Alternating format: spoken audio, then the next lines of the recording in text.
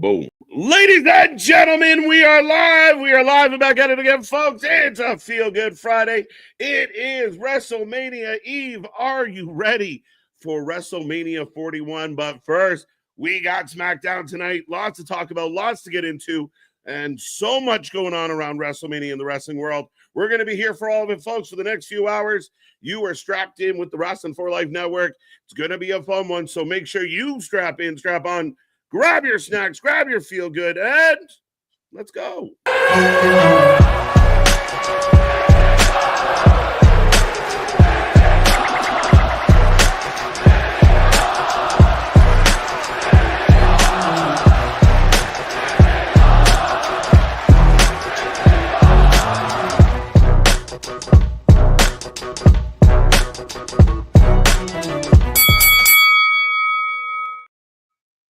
Ding, ding, ding. We are live and back at it again, folks. Like I said, we are the Wrestling for Life Network. This is WrestleMania Eve. This is SmackDown. This is another live stream. We are ready to go, and we are excited. We are pumped here at the channel as we are about to embark on our marathon, our weekend marathon, the Mania marathon, if you will. It's going to be a fun one starting at 12 p.m. tomorrow.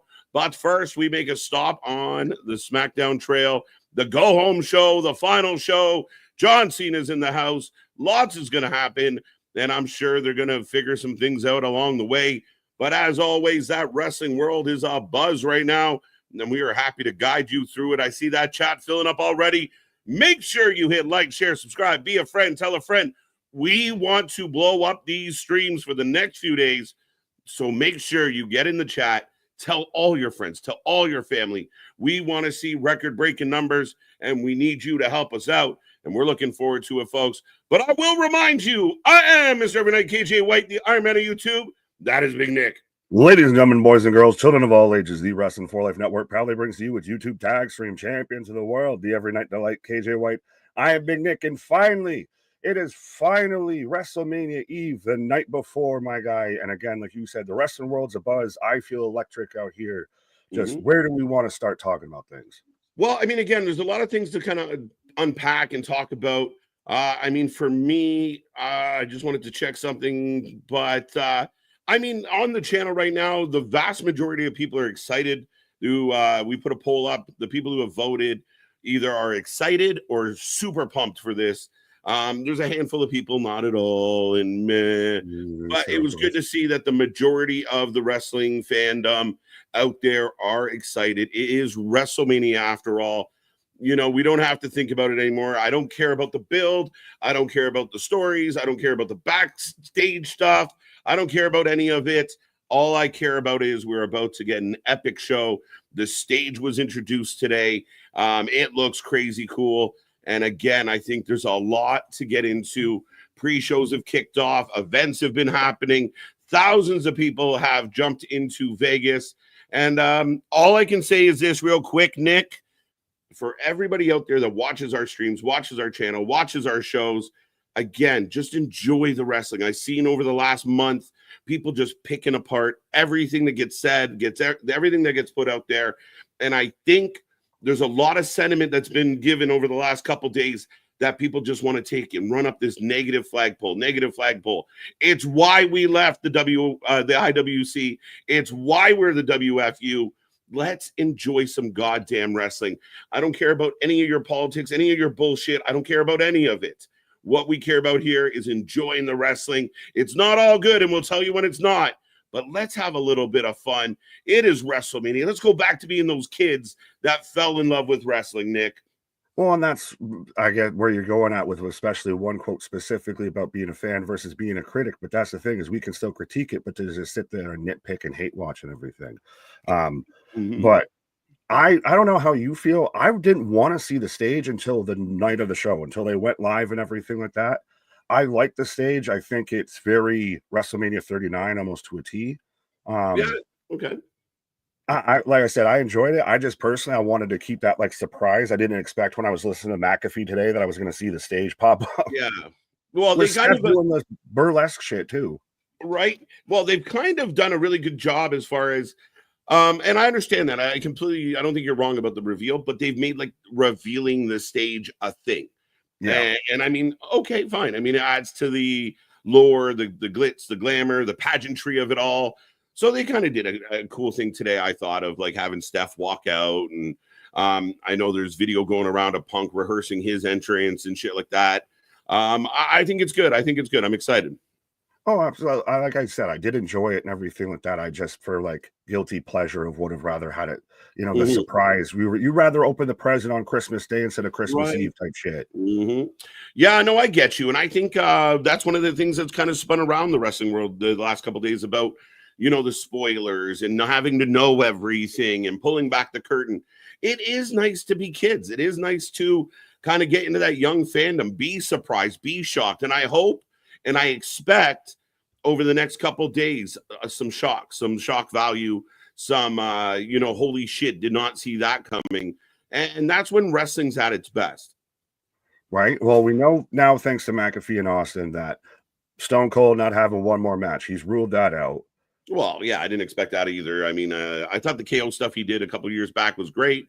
Could he? And that doesn't say he doesn't get involved, doesn't make an appearance, isn't around. He is in the neighborhood. He might drop on by for some sugar.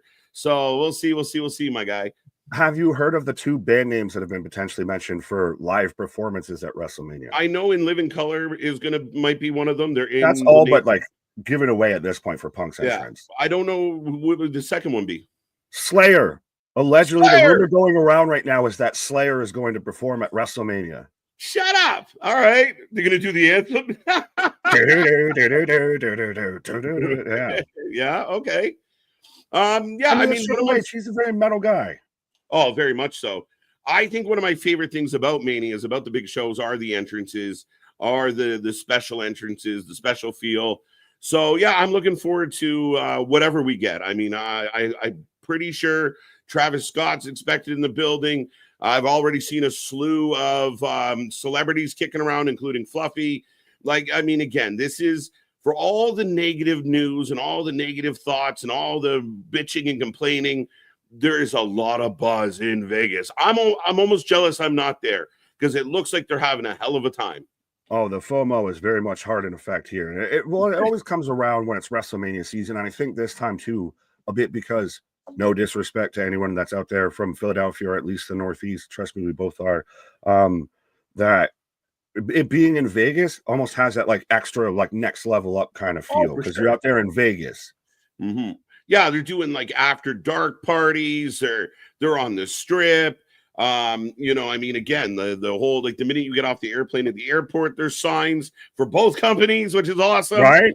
For anybody out there whining about that, shut your mouth because it goes in both directions. And that's one of my complaints is it's what's good for the goose is good for the goose. And that's not fair. What's good for the goose is also good for the gander. So if one company and one group of fans are going to complain about how people are behaving, don't get mad when your company is doing the same thing. So that's why I said, just like shut up and enjoy some shit and have some fun, because at the end of the day, both companies are being petty. Both companies have their little games. Both companies are doing their little creative things. Let them have it. Yeah, it's part of doing business. It's fun. It makes it exciting. Like the old sports stories, like Scotty Bowen, a legendary Detroit coach, used to like paint the visitors' dressing room the day of when they were coming in. So they're all sitting in paint fumes. Like, I like that kind of stuff, that little gamemanship, the little tit for tat.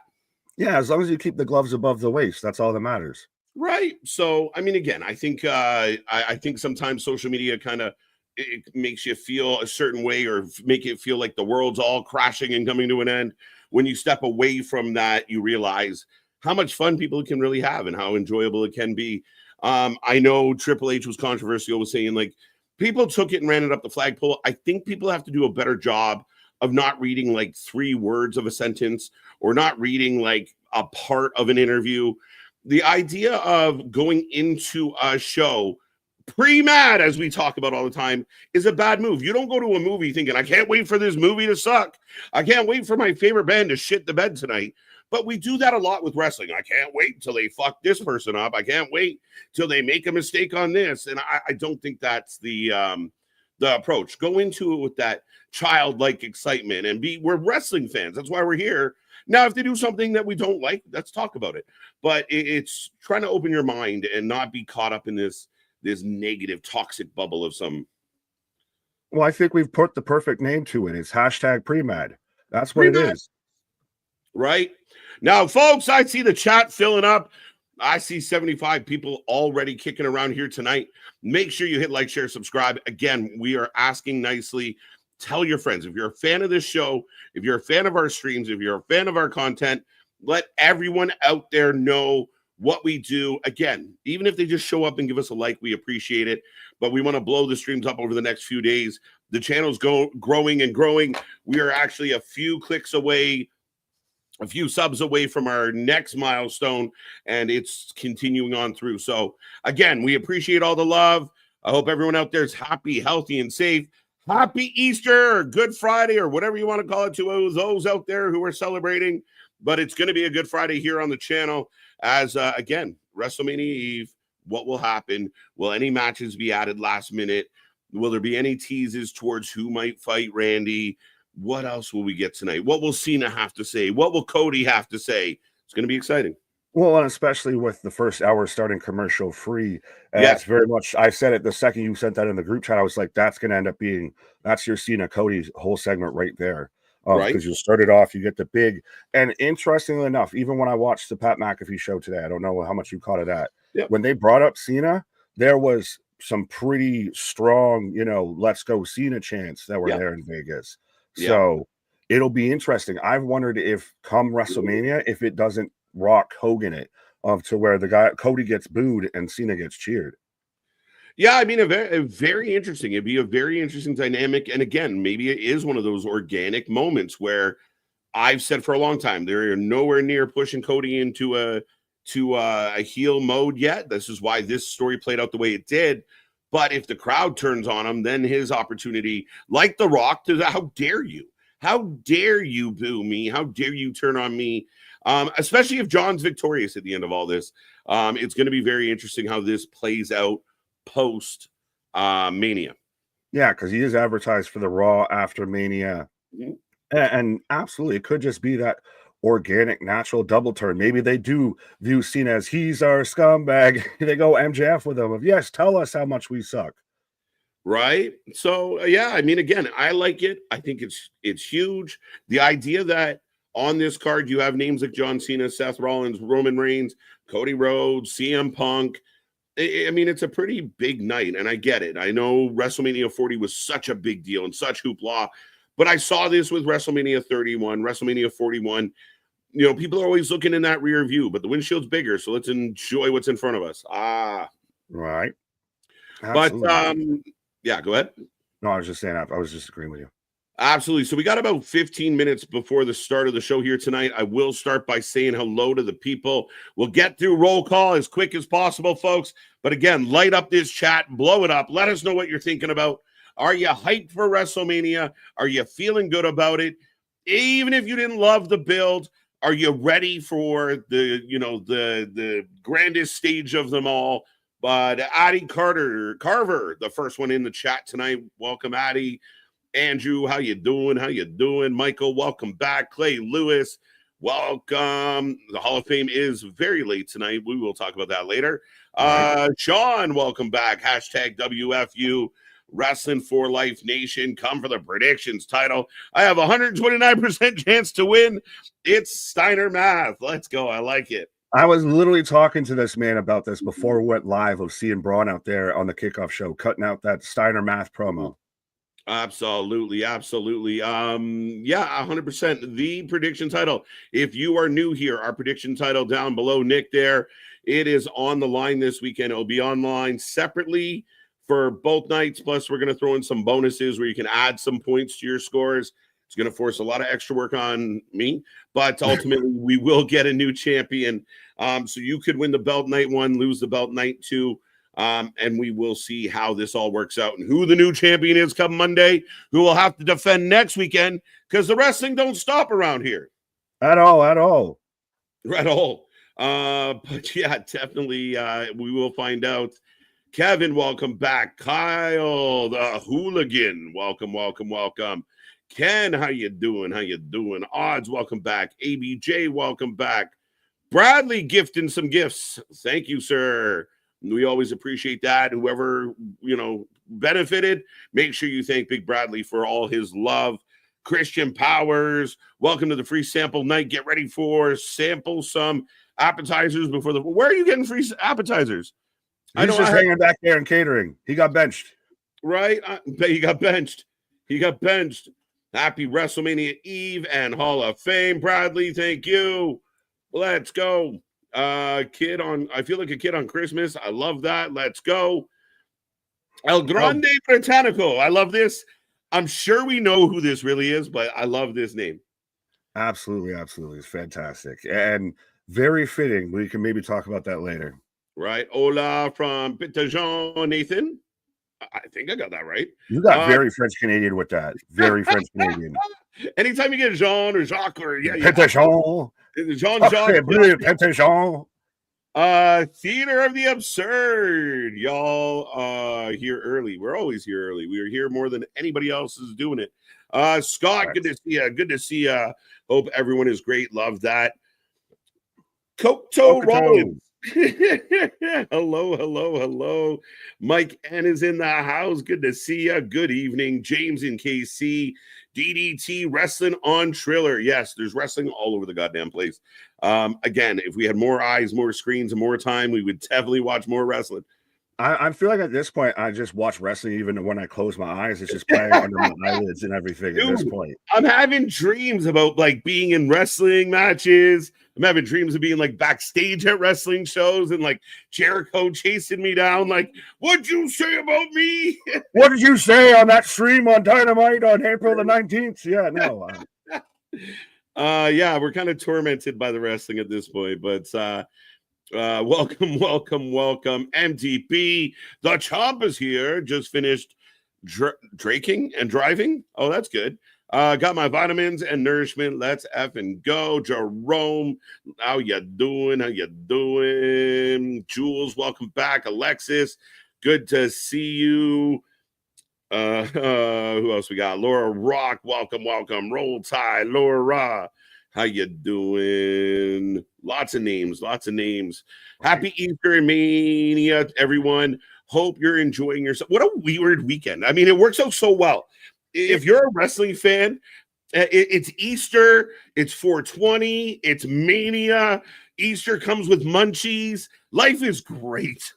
100%, my guy, especially for big bearded guys like ourselves out there that partake in the vitamins. It's 420, it's WrestleMania, John Cena, Cody Rhodes, and it's Easter, so I can sit there and eat my peeps and my ham and everything like that while I'm watching WrestleMania. Right, break out the chocolate bunnies. We're gonna have a good time.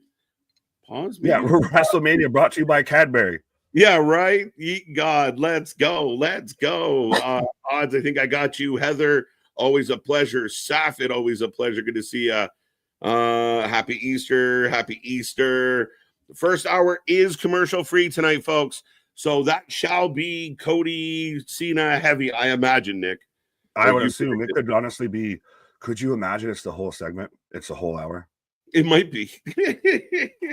Fuck it, we got nothing else to do. We got 2 matches announced. Well, yeah, and we can talk about that briefly, I guess, of how do you feel about the Andre used to be on WrestleMania, now it's on SmackDown, or at least even the Street Profits having their tag title match. You're on the SmackDown before WrestleMania, just not quite on the card.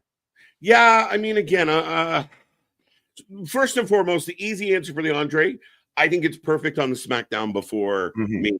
Doesn't really need a Mania spot. I mean, it is what it is, but you put it on. Again, this night is more of a pre-show.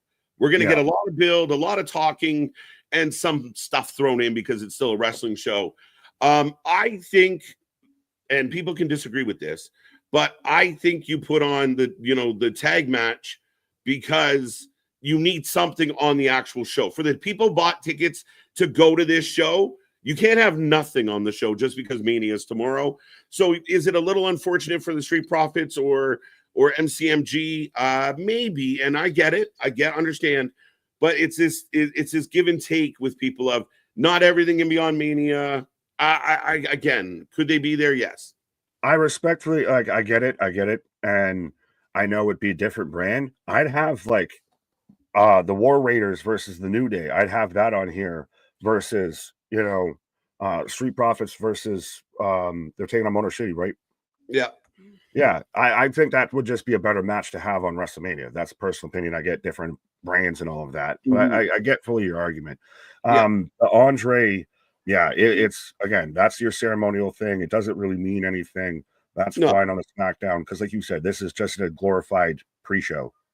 Yeah, and again, I know I defended them last night as far as I defend the decision to have the New Day and the Viking Raiders be on this show because of, especially with the New Day, what they've meant to this company. You find a way, like Rey Mysterio, right? Like, could Rey fight Captain Americano on a Raw? Yeah, but it's Rey. You kind of give him a little bit of, we had some shitty Undertaker matches on that, in his career for that reason, right? You get the vets in. However, it's MCMG. We made a big deal about bringing them in. We made a big deal about signing them. It would have been really cool to give them that Mania moment tonight or tomorrow. Yeah, well, and especially too because of what the Street Profits are doing with the tag belts now and everything, and how they've kind of reinvented themselves. And again, it's a weak point right now. The past 2 or so years, I want to say, has been a weak point for tag team wrestling. Yeah, and we've been very critical of the tag team wrestling in the world, but I will argue that over the last 8 months or so, there's definitely been a push. Ironically, the SmackDown tag team division is much better than the Raw tag team division, and I've been a big advocate of one tag team belt like the women. I mean, at this point, you almost need to. Because it really does. It feels like on SmackDown, you have like your 2 to 3 interchangeable teams. Right. It feels like that now is kind of the case on Raw as well. NXT's been the one that's actually kind of managed to have a deeper division. But yeah. Yeah, I mean, again, I think there's tag teams coming up. I think we're going to see more tag teams. The Lucha Bros are about to get put together at some point, we imagine. So there's hope. There's optimism. I do believe that Triple H is trying to make tag team wrestling better. One of the reasons I loved early days AEW was how strong they used their tag team division. It just went by the wayside, and we don't really need to go into why, but I think a lot of us know why. The tag now just became the trios, and then the next tag belt and the next tag belt. For sure. So yeah, I mean, again, a valid argument. I know there's sappy, crappy people out there that are trying to like push this natty train down everyone's throat. She looked good at Bloodsport. She looked like a badass. Amazing match. It was an okay match. Like, I liked the look, the vibe that she came out with, but the match wasn't like stand out compared to any other match. We were here. You didn't go, oh my God. Like, we didn't over pop or, oh my God, Natty, like, this is the best Natty ever. I like the look. I like her vibe. But again, when they were booking Natty, it goes right back to Natty can't cut a promo. Natty's not good. Why is Natty in this spot? It is these fickle fans and the crappy sappies and the sheepy herds around with them of just, what did you say? Brr, brr, brr, whatever. I mean, I love Natty. First ballot Hall of Famer. But we got to stop this shit. We really do. Well, no, I was going to say it's the same people that, loved Jey Uso on the whole climb up that hated him, crashed out about it, and now are coming back around. They're in like they're repeating the circle of grief. Yeah. Well, they're like, oh, wait, maybe this is good. And again, I think some of the things that, what if tonight MCMG fights Street Profits, DIY comes out, there's a schmoz, maybe Pretty Deadly shows up, and next thing we know, we're getting a match tomorrow for these tag titles, but we don't know. Now, I'm not saying that's going to happen, but I mean, again, we go back to that whole pre-mad idea. Fair enough. Now that we've diverted from the chat again, we got about 4 minutes. Should we say hi again? Bear, WWE Punk 619. How you doing? Andrea Price, how are you? Welcome to the show. What match are you looking forward to? We'll come back to that real quick, Andrea. But I'm looking forward to a lot of it. Watching the WrestleMania 25 today. Good choice. Frankie, good to see you. Welcome. Ruel Kumar, how you doing? Ryan, how you doing? I like to see the new names. We do appreciate it. Tanisha, always a pleasure. The stage looks amazing. I like the stage. I do. And I'm just a sucker for big, bright flashy Colors, things. flash, Colors. I'm a light, big fan of bright. colors. I can hear the colors. It's Mania weekend. Let's go. Let's go. Easy Bake. Good to see you. Good to see you. James is in KC. Boston, always a pleasure. Better yet, what will I have to say? What up? Well, what will you have to say? Dun, dun, dun. Bear, we got you, our favorite Mainer. Right. How are you? How are you? I believe we got Frankie. Ridge is in the house. Ridge Wallace. Shout out. But I'd rather no Rocket Mania. He doesn't even really feel a part of this. I would agree with that. A lot of people are debating whether or not The Rock's going to be there. I think The Rock is going to show up at some point. But again, he shows up. He starts the storyline with at Elimination Chamber, and then he's absent. So, I think he'll show up. I was going to ask the question, and I was actually going to bring it up on our Mania stream tomorrow and everything, of did the Cody Cena storyline ever actually really need The Rock? Could you have done the Cody, like the Cena heel turn without Dwayne? To where he sits the same thing. He just hugs Cody, blows him, and there you go. Yeah, you didn't need Travis Scott giving him a black eye, who Travis Scott's supposed to be in the building for Mania as well. ABJ saying so lit, but I agree with you. Like, you could have had that whole moment, but now the argument they're trying to make is you don't know what's coming. So we'll see. It's kind of, to me, it kind of feels like the Moxley thing of like, I don't really like it, but you keep telling me to wait. And I'm like, wait, when? Okay, for how long? Right. How long do I wait before I start walking? Right. Ariel, welcome. And remember, folks, we have the super chats, the super stickers. Make sure you stand out. Safit, always a pleasure. Ryan, we got you. Hope you were doing well. Dun, dun, dun. Hope everyone's doing well. Don't forget, we are on Twitch. Go check us out on Twitch. Give us some love over there. We're going to try and do some other Twitch stuff and make it more fun. And, we're still learning on the Twitch. We figured out the YouTube thing, and we're still working that gimmick, but we're still trying to figure out. We're slowly growing on Twitch. Right. The Andre should bear for a title at Backlash. I don't want to put that much stake in it. I don't know. Mid-card title shot. Maybe. I could go with that. David, how are you? Gunther is going to chop the yeet out of Jay at Mania. Yes, he is, but he's not going to win. No. Ronan, that's a big one. I'm sure it says all a bunch of nice things. William Berg, as I got in 2 seconds to say hello to the last few people, but we are up around triple digits, folks. Again, make sure you hit like, share, and subscribe. We are about to go live. Nick and I are going to dial in and sync up. You can do the same at home. If you have to pause, rewind, fast forward, or whatever you got to do, you can dial in with us as the event is about to start. $5 super chat from Spaz, Mr. Big Nick. Saying nothing but love for my good brothers Sticky and Kiggs. I'm glad I read that right. Love everything you guys do. Trying to spread the good wrestling gospel when I can. Hashtag FTK all day. As I got a then. I'm at now. Oh, hiccup at forever.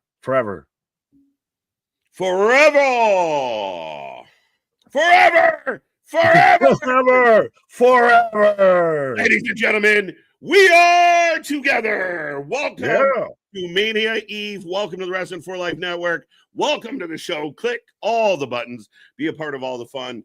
And we are ready to go. Sky view of Las Vegas. Viva Las Vegas. The Rock equals final boss. Think, Mark, think.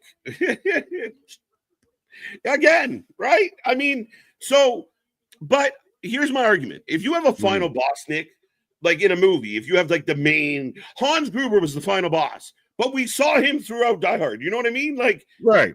He's there. And I know The Rock, but if he just circles back around and is like, haha, I mean, you got to have your presence. And I think one of my criticisms, or one of the things as a fan over the last few weeks that I thought maybe hurt the build a little bit, was a lot of the wrestlers, the key wrestlers, were a little in and out. Cena, The Rock, Roman, you need a little more consistency in the build.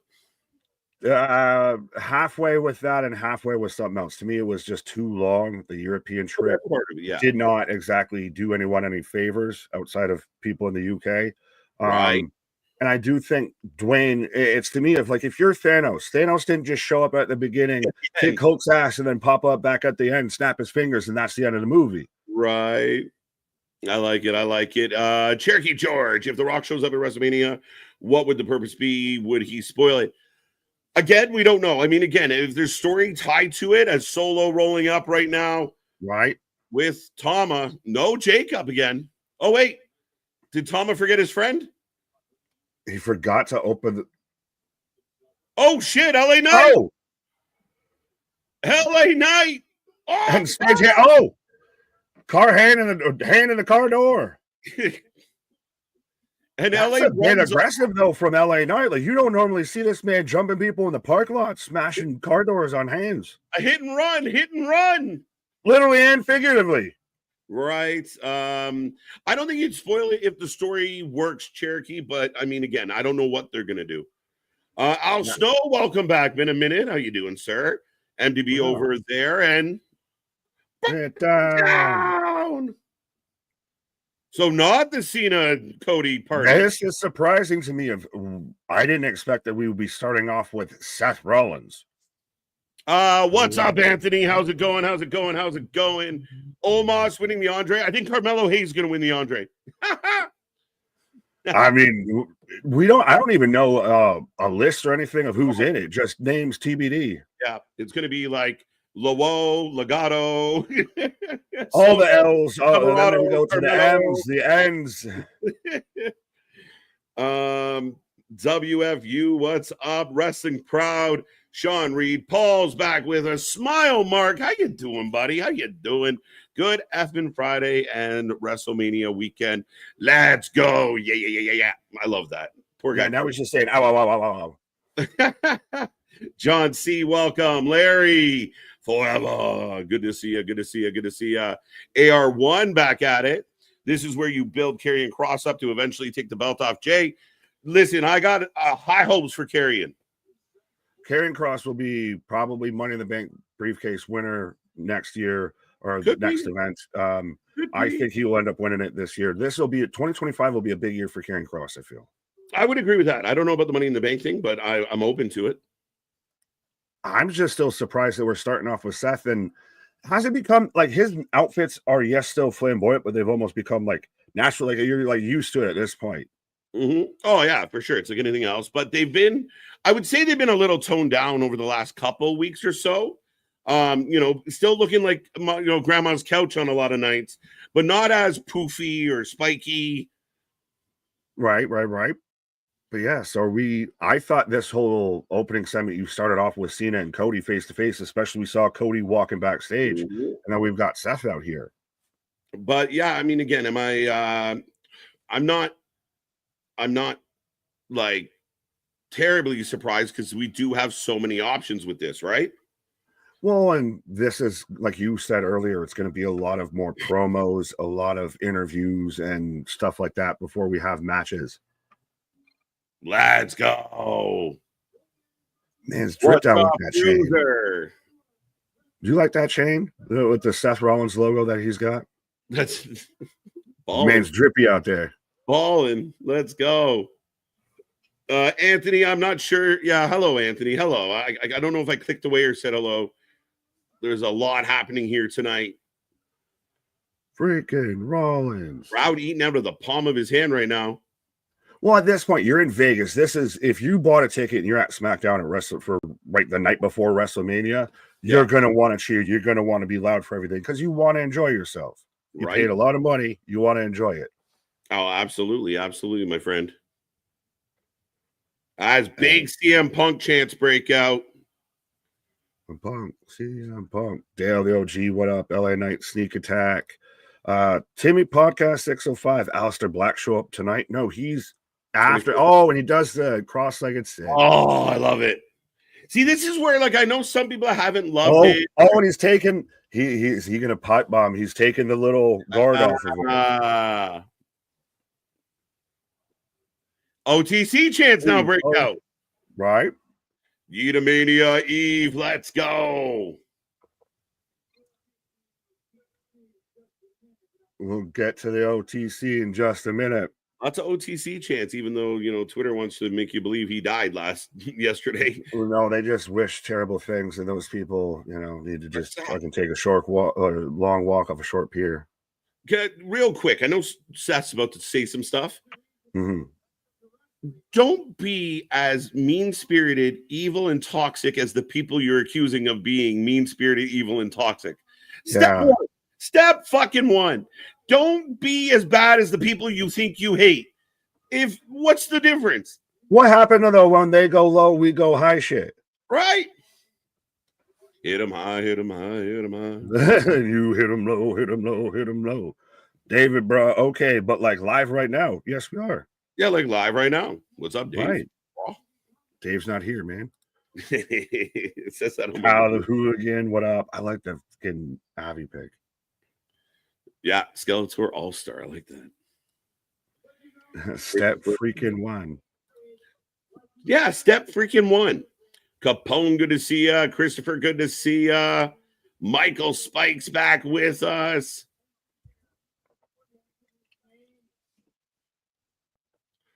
King's Pokemon Empire. Welcome, welcome, welcome. Punk should win Money in the Bank. We'll see. We'll see. That's a good, an interesting shout early. Well, King's Pokemon Empire. Do I have a better chance of pulling a rare Charizard or Punk winning Money in the Bank? Which are the better odds? Right.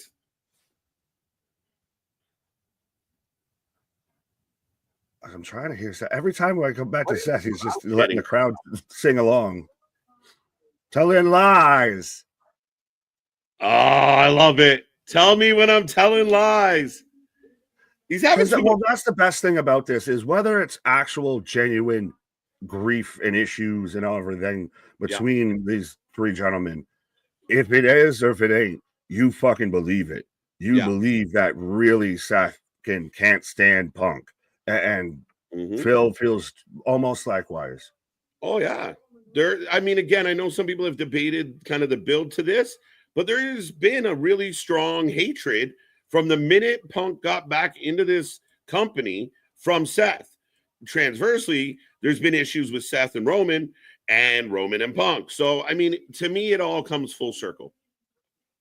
Right. He doesn't care about you guys, but I know somebody I care about that's out there with a $10 super chat. Adam Knott saying, set up my desktop streaming to all my TVs and tablets so Mania is playing in every room just in case I need to move. Posted video in the Discord testing it. Happy Mania, boys. Man's committed to the game. That's amazing. Let's go. Thanks.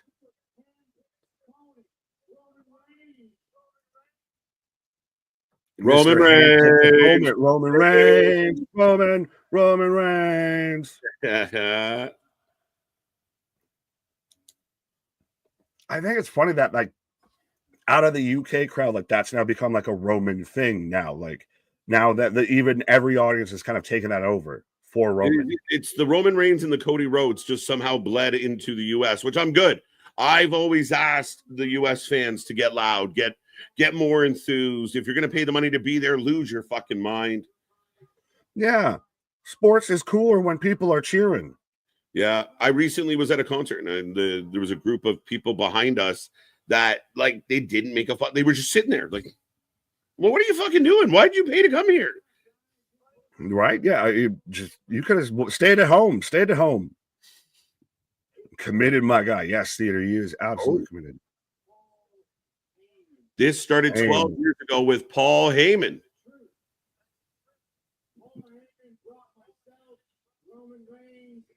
Reigns. Oh, we have a Dean Ambrose mention. And he's the story's always been that was a Punk thing, but he's saying Paul Heyman did it. We were a product of Paul, which I think they're putting in there for obvious reasons. Yeah, well, that's the thing, and again, this is so good to me of you're doing Seth, who can talk great, who's a great storyteller, who's arguably top 5 right now on the mic, is out there basically taking a shot at Punk by doing his version of a pipe bomb. Yeah. While still laying in storyline of it's the same thing the pipe bomb was of how much of it's shoot, how much of it's a work. Right. I love this. Roman Reigns is going to be the next John Cena. Roman Reigns is going to be the next cash cow. Roman Reigns gets all the spotlight. After CM Punk had gone away. Love it, Anthony. Love it. Speaking of singing, Anthony will be here singing tomorrow. Don't miss out. He can serenade us with his Roman Reigns cheers. It's Anthony and the For Life duet in the background. do up. Yeah, we gotta get this down. I zig, you zag. We know I keep screwing up left and right around here. Right. Do this shit. It'll help. Right. Head. Event. That is true. This is going all the way of, just last year, Seth was out there, and that's part of what cost Roman the belt is rather than pin and beat Cody, he'd rather get vengeance and hit a chair shot again on Seth. Yeah. Back shots have been mentioned a whole lot recently in wrestling, I just want to say, and it's a little concerning. Thank you. Seth breaks out. Fuck yeah, boys. My wife's not a fan of this weekend. She knows all bets are off and she's going to be forced to watch wrestling. I think you and I get, we're just out of commish. Oh, yeah. I've basically told her, I was like, I don't exist. I'm not here. I may every now and then get a food delivery beside me, but outside of that, I do not exist. Yeah. I know a guy, it's his and his girl's anniversary this weekend. And he's like, sorry, babe. See you Monday. Oh no. He's making up to you. He's like, you're going to get that Monday night treatment. Raw. Oh, baby, I like it raw. Yeah, baby, I like it raw. And thank you so much for the super chat, Adam. That's crazy. I love it. But no, we thank you for all the support, folks. Bradley with the membership gifts. Spaz always giving the super chats. Remember, super chats are your guaranteed click. This is so good from Seth, though. It's so I good. will sacrifice everything. This.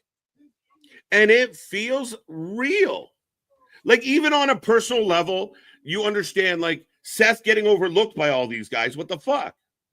Is it a touch, too, of the Monday Night Messiah right there at the end when he's like, just hear me out, of when he's like, I will do everything I can. I will sacrifice everything. So this company moves forward in the right direction. So he's very much, he wants to have his narrative of how this should go. So that's just the only connection I made. I'd see a parallel a little for sure. But he ends it with, that's not a prediction. That's a spoiler. Laughs, throws the mic, and Seth is off and running. Good tone for the night. The crowd seems into it. And we are rolling, folks. That was just goddamn. Like, I'm now that fully 100% solidifies why that is main event of night one. Yeah, like Seth literally has like emotion in his face, tears in his eyes. Yeah, he had to call back about how the whole Captain America scene got cut. He had to relive that day on set. I'm taking Seth. Roman Reigns. The Authority reforms. I like it. Hey, but that everything with that was such a subtle touch across the board. And again, maybe I guess now because we've seen stuff like the pipe bomb before, that it's not the first time that something like that's happened. Yeah. But for him to sit there and have a whole moment of you don't know what is he saying that we shouldn't be hearing, and what is he saying that's helping move the story along. Right. And I like that. I mean, I like the kayfabe tightrope from theater. I think that's a really good way to put it. He is talking about real events. Like, he gets to the company, Paul is working with Punk. The Shield's coming in to work with Punk, but the plans change. And we know what happened with Roman. Roman got shoved down our throat to the point where people despised him. So, again, I think he touched on a lot of points. Talks about CM Punk did leave the company, did abandon the WWE. So Seth is kind of like the tried and true guy in the middle of like, I'm the one holding shit together, folks. But that's his whole narrative. That's his justification. He's not a babyface. He's not a heel. He's the guy that's riding the line down the middle. the tightrope per se. And we did have a Dean Ambrose mention, by the way, on the go home. I can't wait till people on Twitter are going to say, why are you mentioning AEW guys on the build for your WrestleMania? See, we live rent free in their minds. No, it's part of the fucking story. You got those are the same people that get mad when he gets cut out of video segments and everything. Right. Yeah, I'm waiting for that old obligatory, like, yeah, see, they got to mention an AEW guy to get the storyline over. Like, come on, guys, enjoy it, enjoy it. Yeah, they're going through all the rundown of the card, by the way. Right. I got Jacob and LA's cards up. What? Mixed reports on what night things are going to happen still. I've just been going off of Wikipedia right now at this point. That's all I've been going off of. Oh, okay. Makes sense. That would probably could be. I don't know. Yeah. Now, so Tiffy, Charlotte, interesting. Right. Commercial free, but we will do this.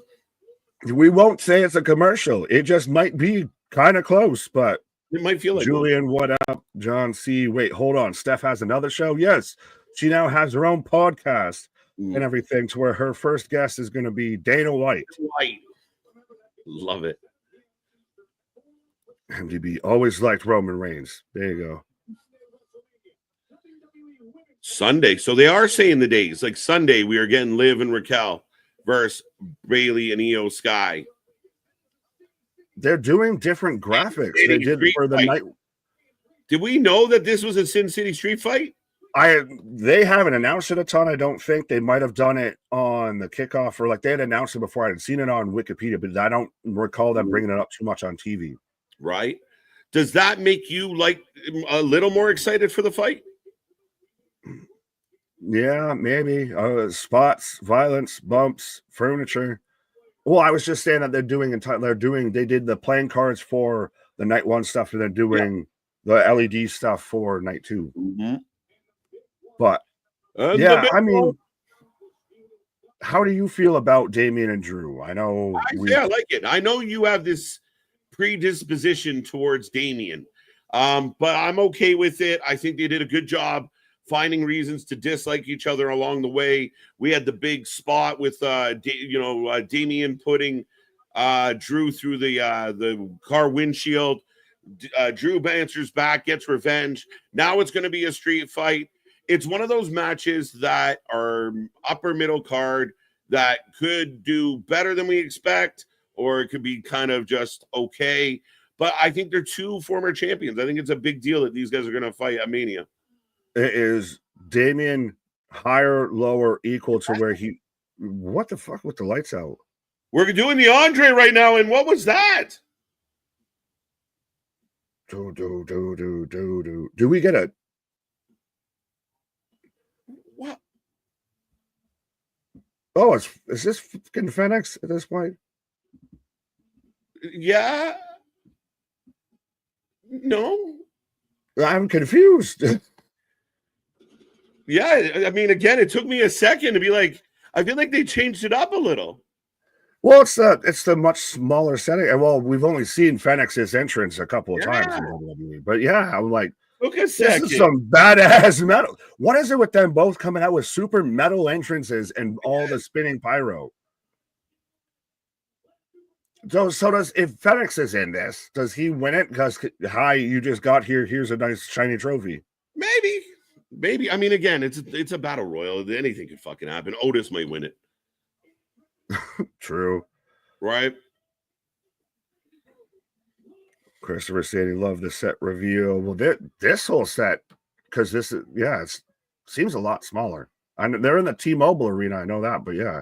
Well, I know it's clearly smaller than WrestleMania, but I'm saying it just feels like when they would do like the MSG ones almost, of like it's like tight in there. Yeah. Yeah, it really took me a second to go like, who is that? It's because of the goddamn strobes. The strobes, they threw us off. We were having flashbangs.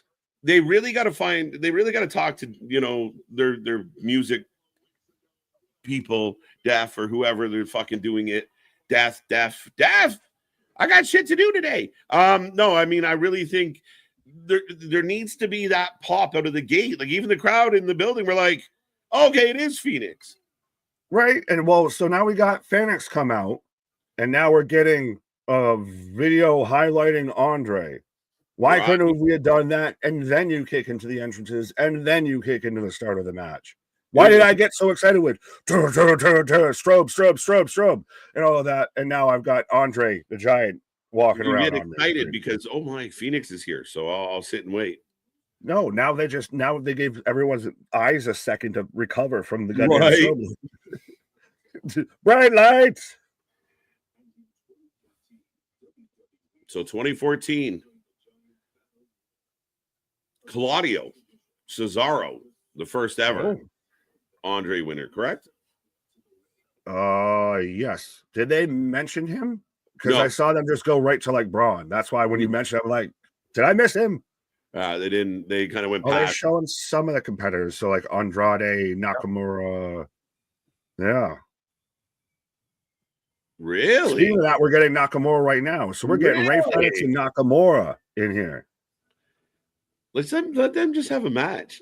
Well, this is interesting. So this is a clever way of, well, no, you had Seth started off. That was fantastic. And now the rest of the hour is the Andre, and there's no commercials. So the match is just going to keep going the whole way through. Yeah, fair enough. Fair enough. Shinsuke coming out again. I mean, Phoenix, Shinsuke getting mad at each other in this match isn't terrible. Right. Sup, Sin Rock, how you doing? Right. We got two Sins in here now. I thought that was the other Sin, but I saw the other Sin up there a while ago. Yeah. We're sinners out here and not the Michael B. Jordan movie. Right. Ray Phoenix repping Rock Nation. Oh. T-Mobile Arena coming in at 20,000 seat capacity, the home of the Vegas Golden Knights. Well, yeah, there was talk about how they've got it like this. Oh, and everybody else is already in their goddamn ring. Because we've got. Oh shit, that's what they did. Well, that's why everything was dark. We got the first and the last. Yeah, that was literally it. I thought we were getting first and second. We got first and last. What are they going to do with the downtime? Are they going to do a bunch of R-Truth? It is the apple right next to Carlito. He's ready to spit. That's something that should never be uttered. Are we going to try and rattle off names who are in it? But we've got Carlito's out. Folks, who's going to win? He just throws the apple at him. Oh, your pick, Carmelo might be out. Oh, R-Truth. I'm going to go Carmelo because he's such a little guy. R-Truth out. I'll go Phoenix. All right. Oh, Karrion Kross is right behind the Miz. Oh, if Kross. No, don't do that with Kross. Choke him out. Tyler Bates in there. Shinsuke's in there. Is that Gable? Gable. Tozawa. Otis. Who you you took okay. Yeah, well, how do you feel about the potential of a Miz and Carmelo tag team? I don't mind Eminem. They're a pain in the ass. It gives them something to do. I think Carmelo, especially being kind of heel leaning, hanging out with Miz isn't bad right now. Andrade's in there. There you go, not benched. Hashtag not benched. Hashtag Andre. Hashtag side benched. Hashtag sidebarred. If only they would have put Natty in the fucking. Where's Omos? Oh, there goes Berto.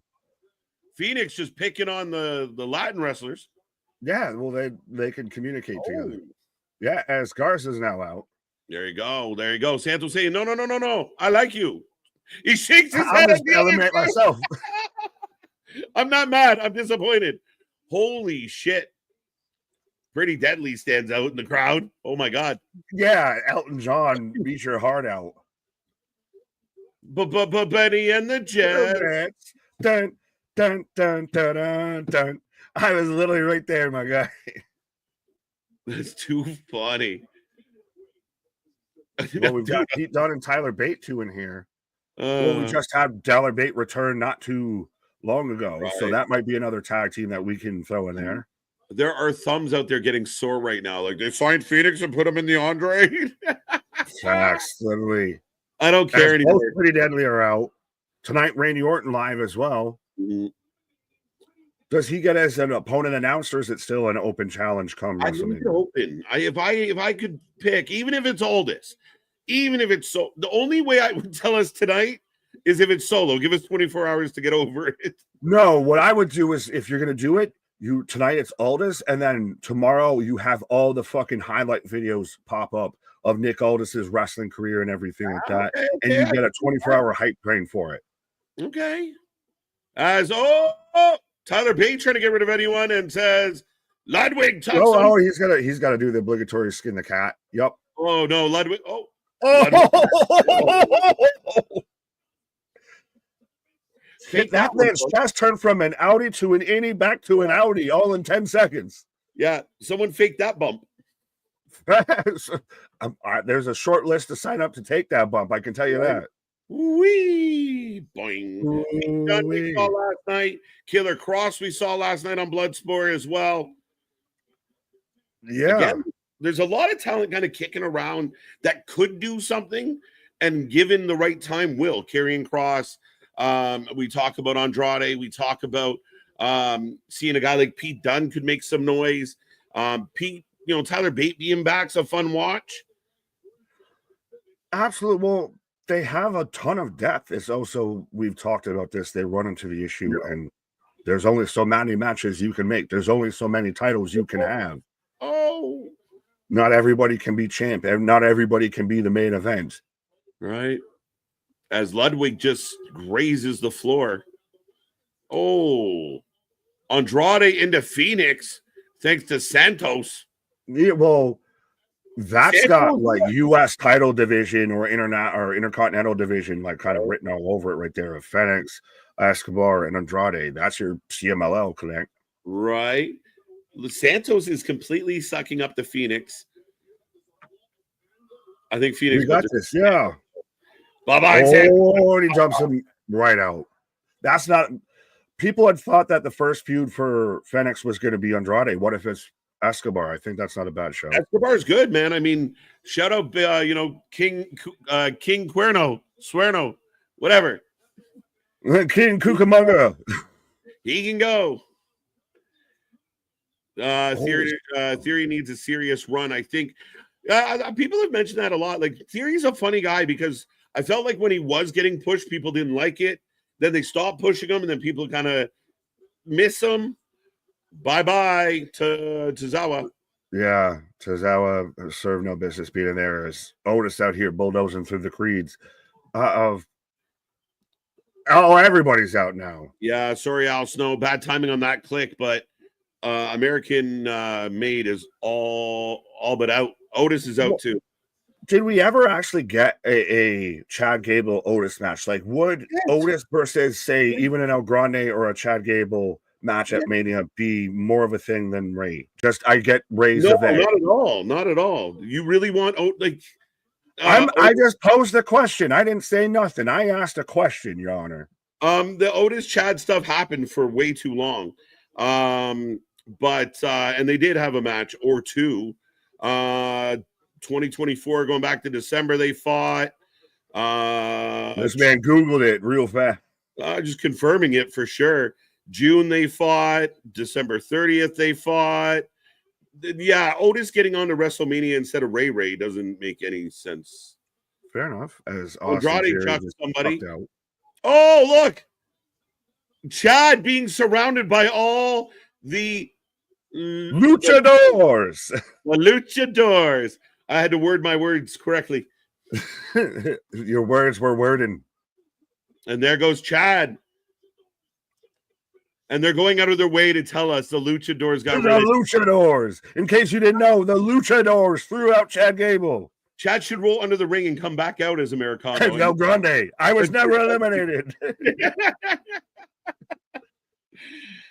What else can go wrong? What else has gone wrong? Phoenix put over Santos. Yeah. Nakamura is in. Yes, he is. Nakamura is still in. Yes, he is. Oh. I fully support it. I think Theory will have his day.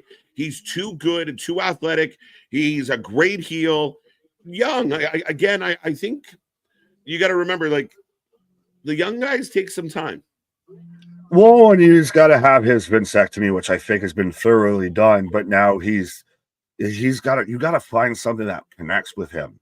Yeah. Like, he's cool. We know he should No be way, great. no way, no way. Dragon Lee eliminates Karrion Kross. Dragon Lee eliminates Karrion Kross. The crowd boos. The crowd is booing. Well, Dragon Kross Lee. is a Vegas guy, a Vegas native. And I think he's developing a lot of fanfare because of his presence on social media and such. People are liking him. Absolutely. He was one of the biggest talking points coming out of Bloodsport that I saw on social media was he was Kinshasa. And bye-bye. Right. Shinsuke just said fuck and off to that kid. Off is the direction you can fuck. Cross out. I'm sad. I like Cross. So we're down to Carmelo. Oh, Ludwig almost out again. Pete Dunne. Shinsuke, Fenix, Andrade. Did I miss anybody? Carmelo's still in there, right? I'm not sure if you mentioned I think he was the first name I mentioned. You might have, yeah. So he had a vasectomy? No, he had a Vincectomy. Vincectomy. Yeah, and I think that's long past removed. The question always becomes, I mean, again, it kind of goes back to what's happening with Street Profits tonight of like, well, they should be on Mania. Well, then who do we take off? And then we need the shows to be good. Like, what if we didn't have any matches here tonight? We got a bit of an issue. So, there goes Kaiser because of Dunn. Kaiser's not going to be happy. Another guy. Kaiser's done because of Dunn. Right? Dun, dun, dun, dun, dun. Dun, dun. But Austin Theory, it's one of those of like, we know that it's like any sort of prospect in sports of like, we know the guy should be good, but I got nothing I can stick my teeth into for him. Like, I don't got a starting spot I can put him on the roster right now with type of shit. And that's the thing. And sometimes it takes guys to their second, third year to really get off the practice squad, to get onto that field consistently. If you have a veteran 1-2, I mean, again, the spots if you have more talent than spots, you're doing something right. Right. And Miz is still in there too. Not anymore. He's done it well. Frankie's saying, who has had the most tag team partners? That's an amazing trivia question. Miz might be up there. Yeah, facts. I like this. Oh, there goes Dunn. Dun dun. Off is that way, and I'd like you to go there, Carmelo Andrade. Of course, we know the history between Carmelo and Andrade, folks. So Shinsuke, Phoenix, Carmelo, and Andrade all SmackDown. And that's your final four. Yeah, let them go. Let them go for 5 minutes or so. Let them rock this out. Well, we're only 35 minutes into the first hour. That's commercial free. Do we just get a good, solid, 20-minute fatal four-way here? Yeah. And it also helps take out the argument of I can't believe these guys are no, but they did it good. They did it good. The stopwatch fuckers that are always like, this 3-hour show of wrestling had X amount of minutes of wrestling and X amount of women's wrestling, X amount of promos. How about you just go take your nerd shit elsewhere? That's what I mean. And I think we talked about it pre-show. We talked about it yesterday. Of if you're sitting there timing shit, you're not enjoying the wrestling properly. No, you're doing that out of spite and out of hate. Oh, big drop kick. There goes Shinsuke. Oh, Andrade smiling with the blonde highlights in his hair. Yeah. Was that a thing? Is that a shout out to his ex? Hey, Charlotte, I see that we're working here together. I wonder. Look, I'm blonde too. How do you do? I will win you back over. Oh no! Both men skinning. Ray Phoenix, turn around. Oh, final 3. I'm having fun. Is it because we know that the Andrade at this point should Andrade win it because I keep calling it the Andrade instead of the Andre? The alliteration alone fucking works perfect. It's the Andrade Classic here tonight. The Andrade. I mean, out of the 3, I would take Phoenix or Carmelo, but Phoenix looking like a star, bro. I think Phoenix has all the potential in the world, and as far as what he does in the ring, might be better than his brother. That's a fun debate. Certainly younger, and depends. I mean, there's again, it's for this generation, it's the new Ronald Mysterious. No. Why would you? Oh, it's El Grande eliminates Phoenix. God damn it! Thank you. Thank you.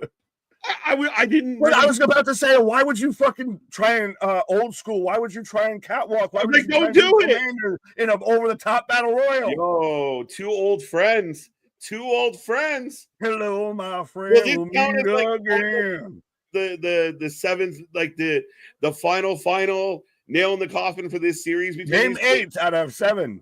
9 maybe. Yeah. I now I have to go for Andrade. I need the Andrade Andre. I picked Carmelo, but you're right. I like your pick, but I did pick Carmelo just because of the trophy's bigger than him. Thank you, Hunter. That's brilliant. Andrade. Americano just pissing people off.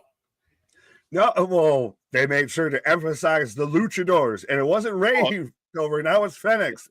And we had the shit with Penta. Chad Gable hates luchadors. Noted. Documented. Right.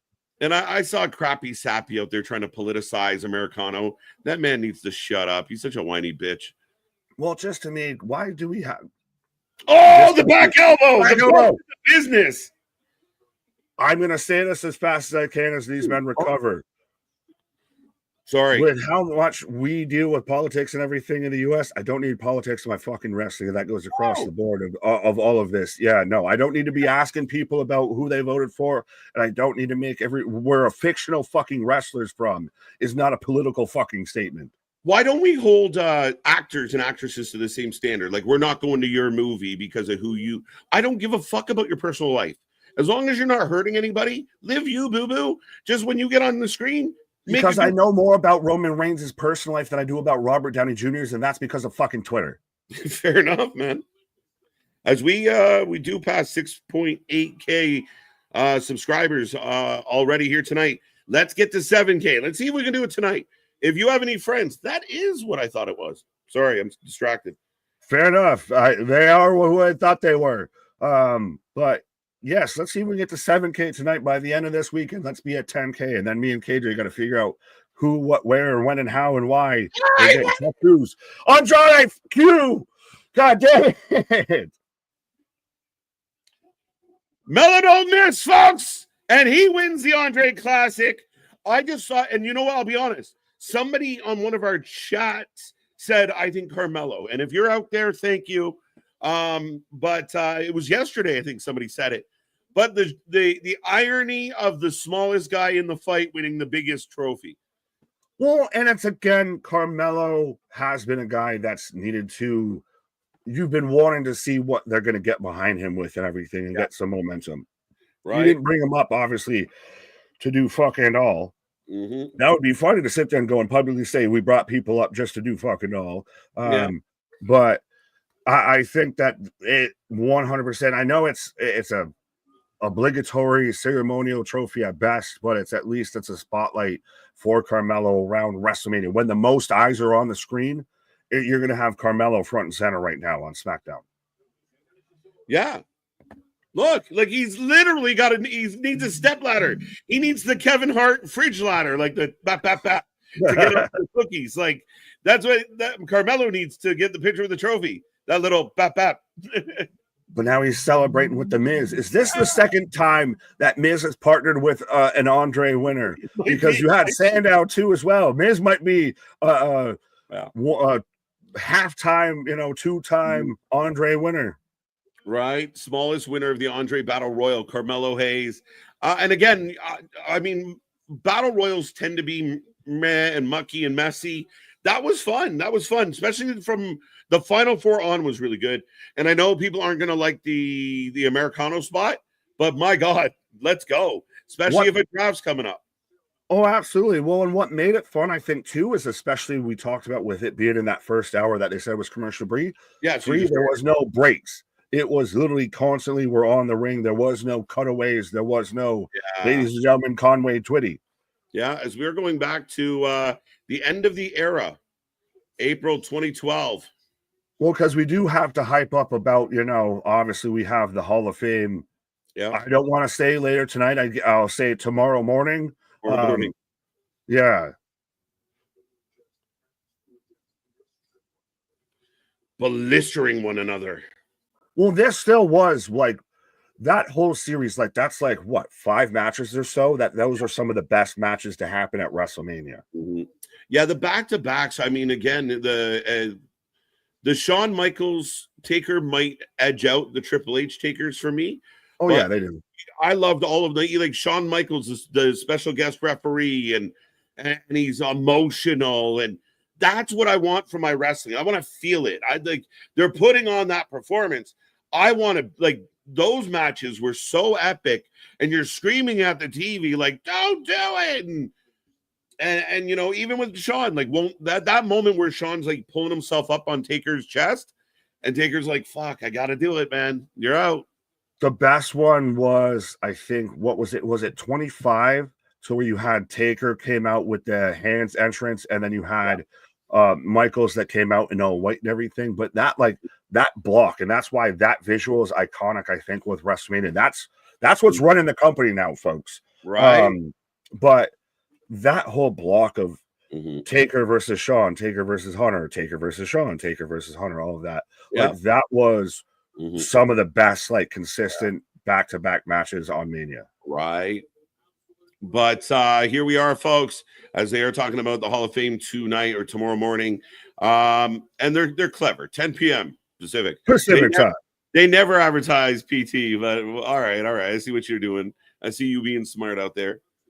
Yeah, well, I'll agree with Boston here of Hall of Fame at 1 a.m. is laughable. So do we want to just potentially get the thing out the way? We may not be here. We might not make it, folks. We might not. Yeah, it's 1 a.m.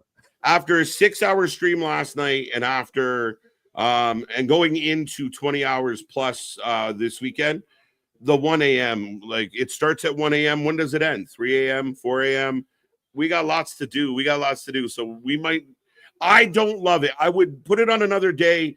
Their argument's going to be, well, it's 10 p.m. Pacific time, but yeah, I don't think it was their best choice. Laughable. I don't know if laughable is the right term, but I get what I agree. I don't like it. I think it's dumb. So what time right now is SmackDown happening Pacific time? I'm terrible. 3 hours ahead of us. So 5 o'clock in the afternoon. So you start your evening. I don't think that's a bad time theoretically of 8 o'clock Pacific time. You start the Hall of Fame, which is also in a different venue, by the way, this time. Yes. And all that. Yeah. As we got Charlotte and Barrett. Sorry, Nick. But that's what the plan is we do SmackDown. The wrestlers get a chance to clean themselves up and get over to the next venue to set up this other event for 10 o'clock. I don't know. To me, it's not. And doesn't SmackDown end at 11? Yes, it ends at 11. So us time. So yeah, so it's 2 hours for everybody to get over there to get everything set up. Yeah. But if it's a different venue, it should all be set up. I guess it's also people from SmackDown going over to there. It's when you do it. Is WrestleMania, is WWE doing too much here? No. And again, I think every WrestleMania, like every Super Bowl, has a unique set of circumstances. But I think you could have done something on any other night of the week. We had like a whole day of like pre-show stuff today. Maybe do it maybe have an afternoon Hall of Fame. I mean, prior to SmackDown, and then during SmackDown, you bring out the Hall of Fame class, and they all wave, and Would you do it in between Stand and Deliver and WrestleMania Night 1? You could, but I mean, God, that's a bold strategy, right? But yeah, again, and we've been here. Like we were here a couple years or last year. Yes, we were. Yeah.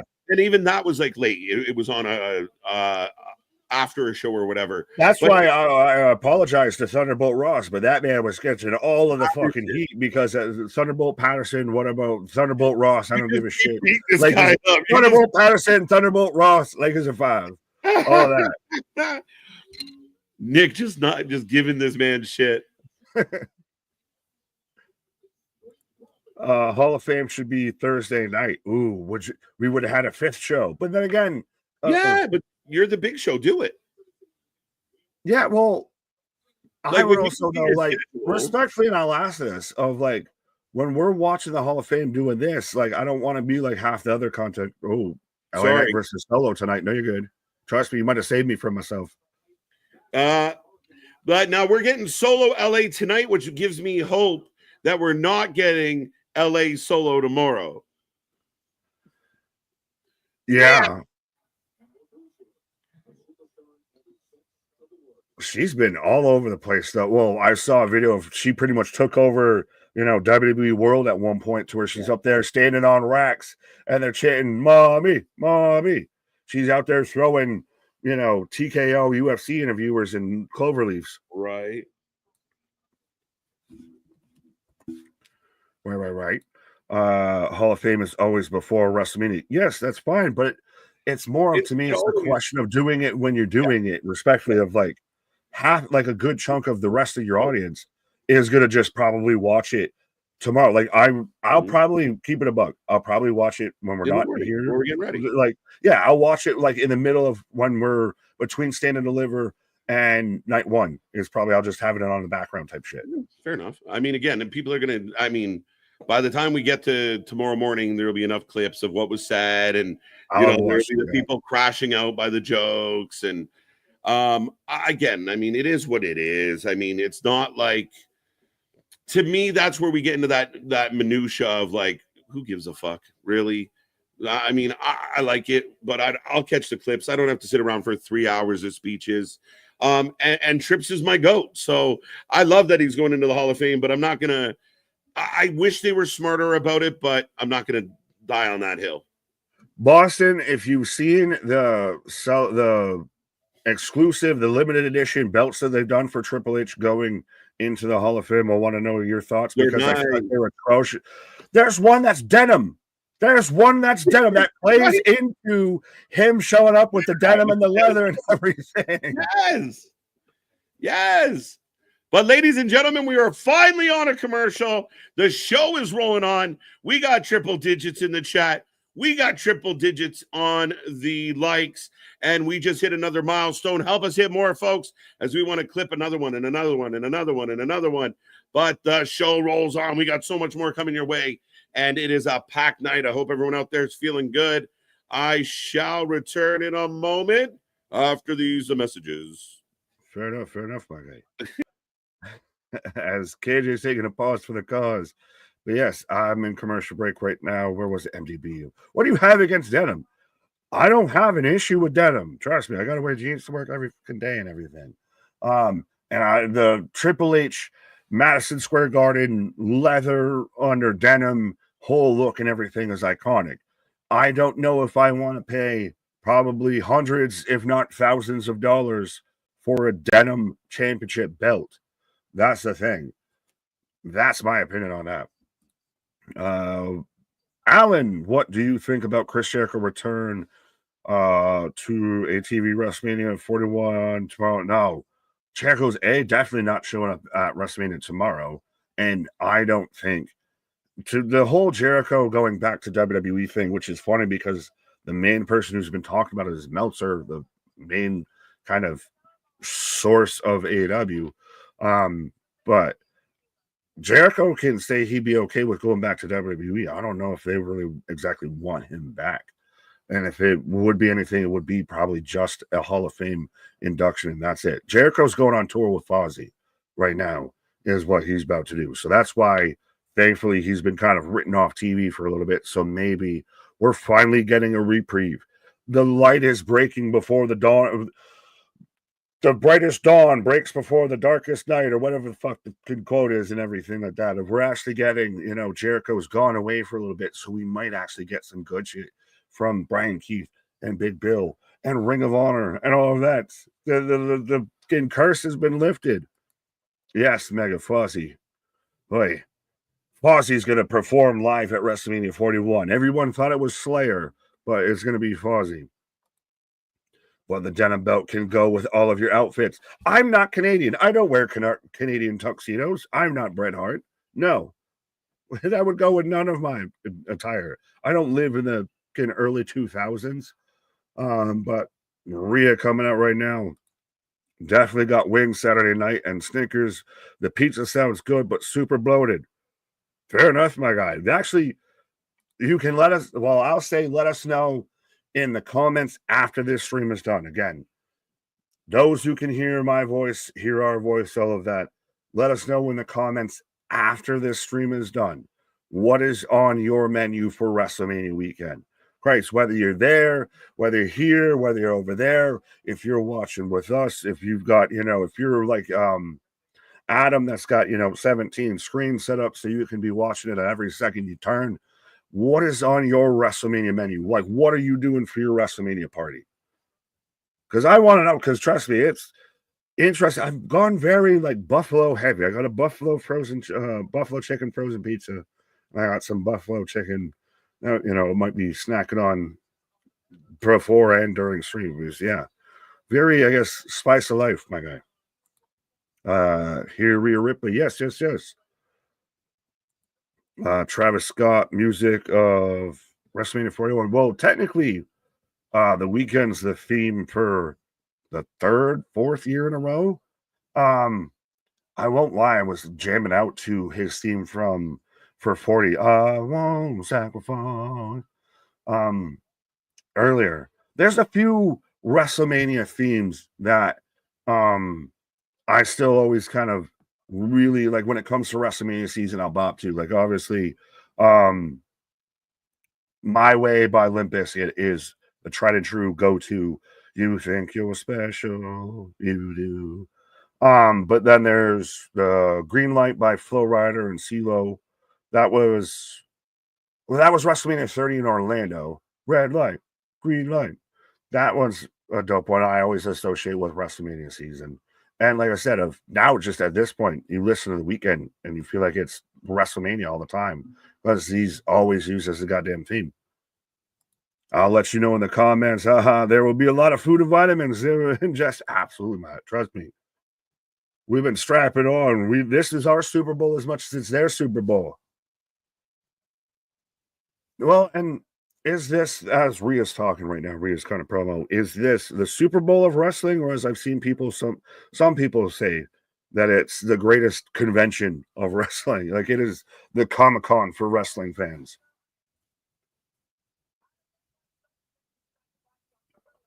Let myself get distracted by Bianca. Alan, what do you think about Chris? Oh, I just answered that, my guy. You're on 2 strikes at this point. You repeated the question twice. No, I'm kidding. Frankie, when did they use Highway to Hell, AC/DC? That wasn't a WrestleMania. That was SummerSlam 98. And I remember that because that pay-per-view's burned into my memory because that was like the first pay-per-view I got my dad to buy and everything. I actually like watched with him. And that was when you had the fucking little gate at MSG and everything. And the main event was Taker Austin. And I don't know if it was Kane versus Mick Foley in a match, or I think they might have been in a tag match, like with a dumpster. But yeah, I remember specifically they had the gate, and that's where they used the no stop sign, speed limit. I swear, Big Nick is a wrestling encyclopedia for freak's sake. I am not at all. Trust me, I am full of all of the things that should make the pages stick together. But yeah, no, it's just I've been a fan. Like as long as I remember, I've liked wrestling. Of even those times where it's, as I got Io coming out, but the times when it wasn't that cool, when you had the fucking Papa Roach theme songs for Raw and everything like that. That might have actually been that last of the good era, but yeah, like when Miz was champ, respectfully. But that whole era of I've been here through the best of times, through the blurst of times. So yeah, just fucking love it. But enough about me. Adam, by a clue, please. What did Adam say? Christian, why are you picking fights? Yeah, so I've got EO out here right now, and I do like the attire of all the playing cards, the whole suit, literally even the fucking corset. Rhea about to get whooped tomorrow, though. No doubt Bianca about to tear that ass up. MDB, I'm going with Bianca. I think, I don't want to put words in his mouth, but I think KJ is going EO. As speak of the devil and they shall appear. But respectfully, I think the money in this match is between Rhea and Bianca. That's been the match we've won for almost 2 years now. So I think that's where they'll ultimately go. You could do it without the title, but it means so much more with the title. And this is, again, no full disrespect on EO or anything like that, but I think this is, EO is, I'm going to say this as politely as I can, as respectfully as I can, I guess. EO is the Bailey in between Charlotte and Becky right now with this kind of situation of you have just 3 women who are all hitting their stride at the top time and everything like that, but you have 2 that just might be a bit head, shoulders, maybe knees and toes above the third option there. Go, EO, go, go, EO, go. There you go. Hubba. KJ wants EO to win. He said it. There you go. Fair enough. No way, Nick. Rhea cooled EO warming. Well, I'm saying as far as talent overall, respectfully, again, I'm trying to take the best take of, like, I do like EO, but I think that the money between this right now is Bianca versus Rhea. And I get that that's clearly they're working with me because that's, part of the whole story and everything with that. They're working me over of EO's been the one that's insignificant. She might be the one of you counted me out the whole time around. But right now, just for me, I guess I'll take Bianca. EO most out here. I got you. I hear you as Naomi coming out. How does this buy into KJ's theory that Naomi and Bianca are still working together, or are we just tying all the women's segments together? But I like that Naomi's fully going into the whole caution gimmick. She's just goddamn Owen Hart. I am not build up your voice, and she's out here even the makeup still looking like she's been crying. Like when she was out there cutting the promo with the razor blades in her hair and everything. Like Naomi to me has been a fucking standout with all of this. Could Naomi cost Bianca, or could KJ's whole theory pay off and that Bianca and Naomi have secretly been working together this whole time?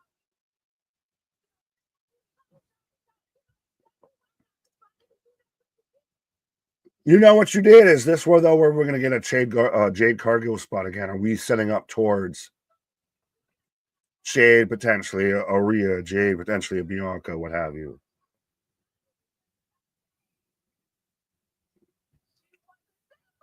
She wasn't there for you. Wife is out of time. There you go, Elsto. Naomi looked like a hazard warning bit. Oh, God. Jade coming. I would assume so. Yeah, absolutely. A storm is coming. So this has, oh Christ, is it Kim Possible? Is it Danny Phantom that very much Shay's got the attire from? Those 90s babies, millennials, let me know whether it's Kim Possible or Danny Phantom. I'm sure my wife would let me know. But yeah, as Naomi rolls out, so now we've got Jade and Bianca face to face, and Jade confronting Bianca. Jade's out here thinking like KJ that Bianca's still behind it, that she's involved, that Bianca couldn't have been out to lunch with this, that she didn't have any idea. Oh, Rhea, babe, this isn't about you. As Naomi shoves Jade into Rhea, and so Rhea and Bianca are fighting, Jade and Naomi are fighting, and Io is just sitting there. Oh, we're setting up for all of them to be together, and then she hits a moonsault on everybody. Artist, what up? Yeah. Oh, here we go again. Yeah, see right there. Now we're set up of everybody's all in the corner. As she mostly hit the moonsault on the goddamn security, but yeah, I don't want who I'm picking in this match to feel like I don't like Io. I just don't see her winning. Like I think she's talented. I wish they had made her not so much of an afterthought. And I know That's part of the story, and Cage is going to come back and yell at me and say how they haven't made her an afterthought. But I've just been waiting for Bianca versus Rhea for quite some time, personally. I'll put it out there. A little bit of fantasy booking, I guess, on my part of why I'm going with my heart of where I think they're going to go. Yeah. Naomi Jade going to be tired, though. But so Io is definitely losing now. Go over on the go home. You lose at the pay-per-view. I love this, Naomi. Anthony, absolutely. Yes, we do.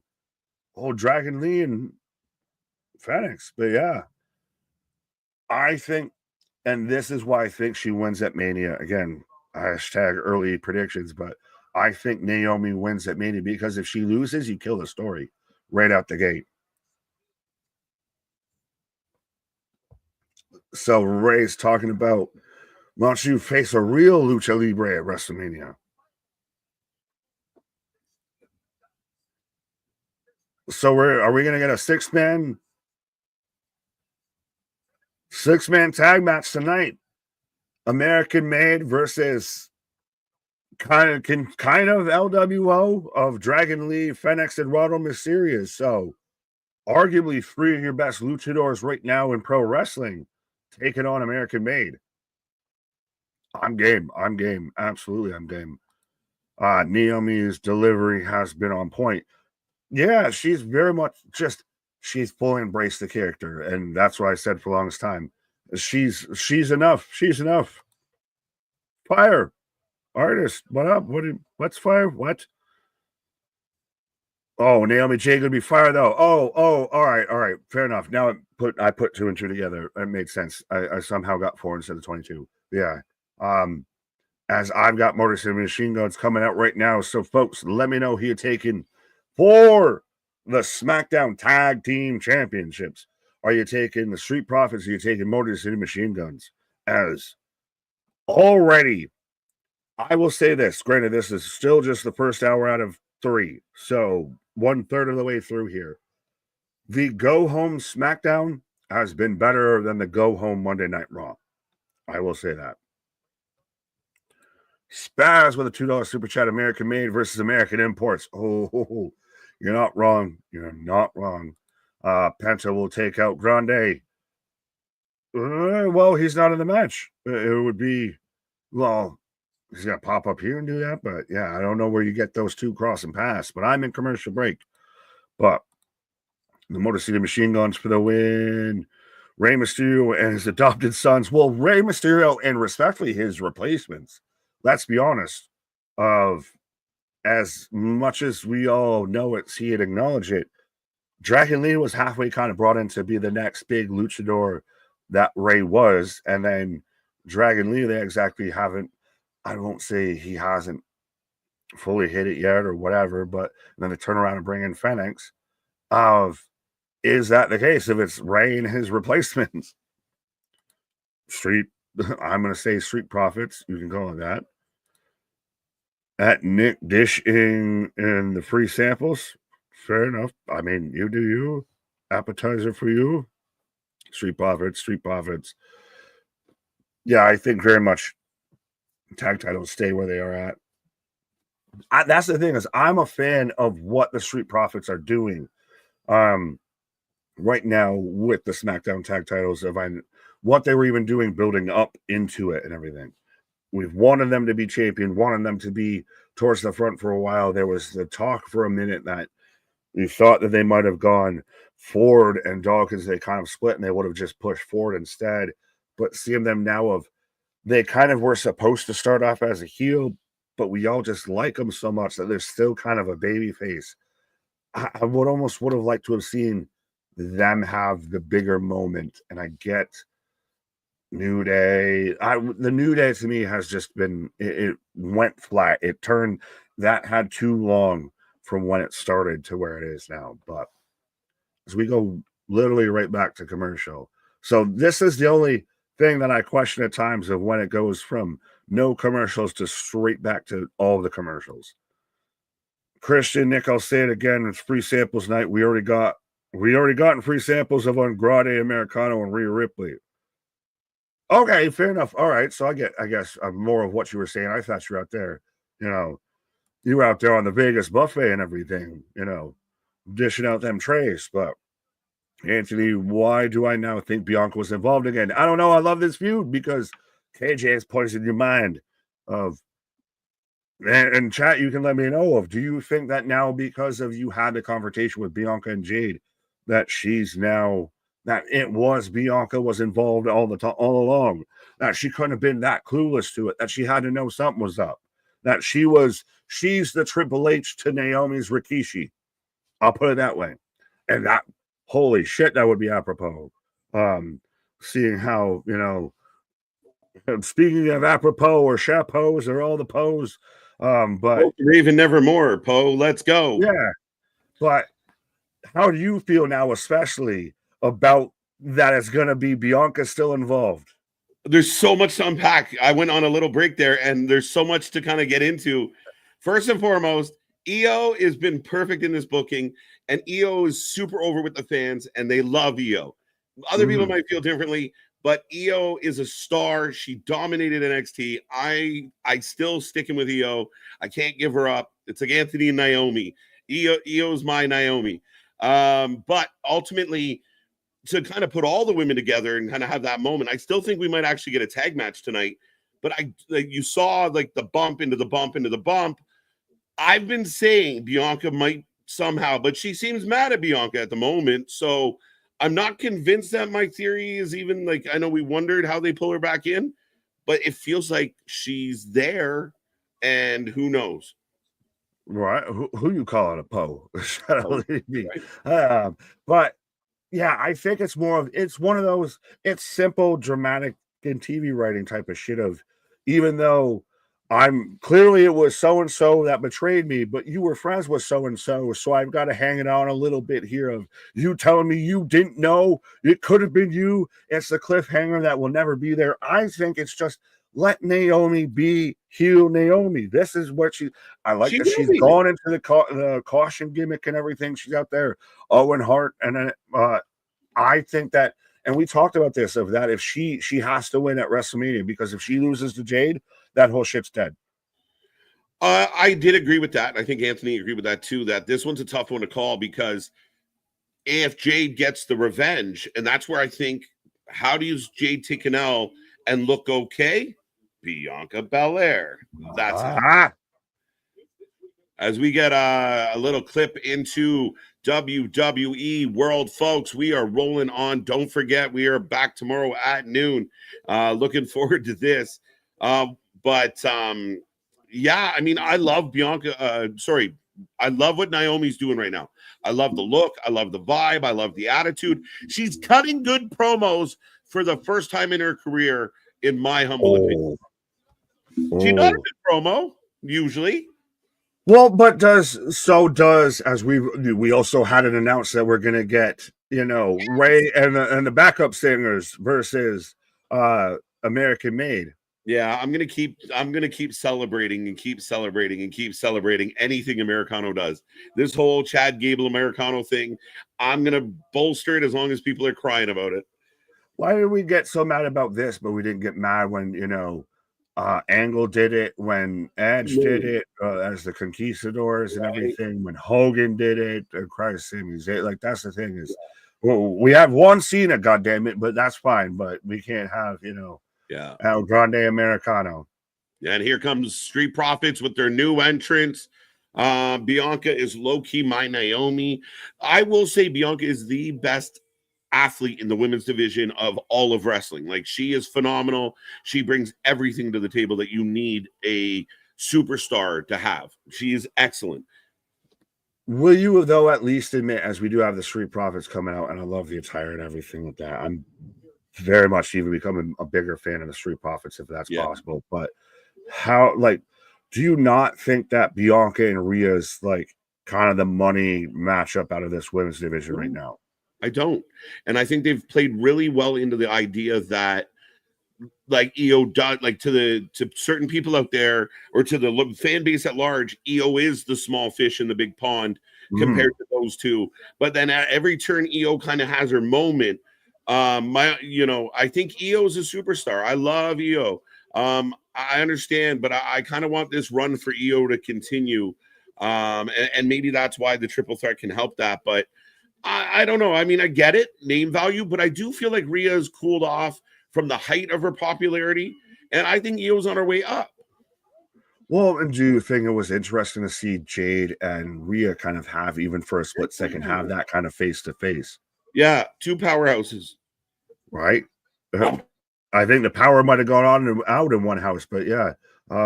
As I've got the Motor City taking on Street Profits right now, is both Shelly and Sabin taking on Ford at this point. Right? You got retention? Not often. But yes, I don't, especially with this being in the middle of the show. I do not anticipate a title change. I am curious if, like, somebody, I think Smile Mark said, "Where's DIY?"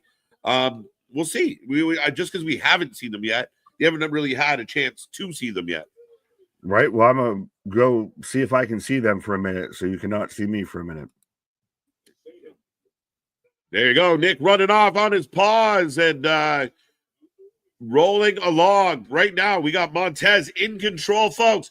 Get in the chat. Click all the buttons. How are you feeling about this go-home show? I think I heard Nick say better than Raw to this point. I am actually really enjoying SmackDown tonight. A little more action and energy than Raw brought to the table. Got Street Profits for the win. I just closed the vote.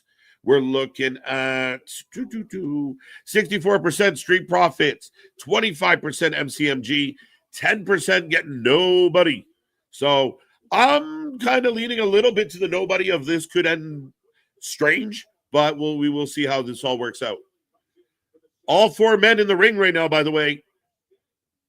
Gable will be unmasked by Ray tomorrow. I agree with that, Anthony. Bianca and Rhea equals Hogan Jericho. Not quite. Again, when they're that good, I mean, you can't do it. You can't do nothing about it. Hogan, I mean, you're talking about somebody that's keeping people down. Same thing with Jericho. What are they doing? They're not having, Rhea's not having bad matches. Bianca's not having bad matches. And I know this comes from some crazy obsession with another wrestler, but at the end of the day, 316, Bianca could be at the top of this division any day of the week. Rhea is a phenomenal star that can be at the top any day of the week. And again, that doesn't mean other people aren't good, but all three of them definitely brings a lot to the table. And there's no example of either the other two names in any way, shape, or form, my friend. In my honest opinion, I feel if Rhea has been losing interest lately in the wrestling and gaining interest in other avenues of her career, especially with Buddy, that could be true. That could be true. And again, you don't stay hot forever, right? Ebbs and flows. So she comes up to the main roster. She wins some championships. We were excited about it. But then does it die down? You go through Judgment Day. You win a title back. That story kind of concludes. So do you get to that point where I think every wrestler, everybody, especially with entertainment, has a bit of a shelf life. So you kind of cool off and then you wait for your moment to heat back up. Interesting. But yay. Dennis, Anthony is definitely keeping us interested, but Bianca isn't innocent in this. She wants us to believe. Dennis, I think I've held on to this for a while. Nick called it. Naomi's the only culprit to date right now, but it's an interesting question because I still feel like Bianca ties back into this. But right now I got Montez. I got Alex Shelley and Montez all over Shelley. The boos for Bianca are something that WWE is going to need to start to act in accordance with. She should turn heel something this year. The boos have become sustained trend, and it's because of Io Sky. I know Nick has a different opinion on this than I do, but the reason people are booing Bianca is because she's going against Io. And I think the fans, out of all three women in this match, I think the fans are more behind Io than any of them. They love Rhea. They like Bianca in a lot of ways, but Io's kind of, like I said, the the fan favorite right now, the one that people seem to be behind more than anybody. So those boos are going to continue. Now, if she was to turn around and fight Bianca, would the boos kind of dissipate? Maybe. But I like your take. I mean, lean into the boo. Lean into it. Join Naomi and run amok.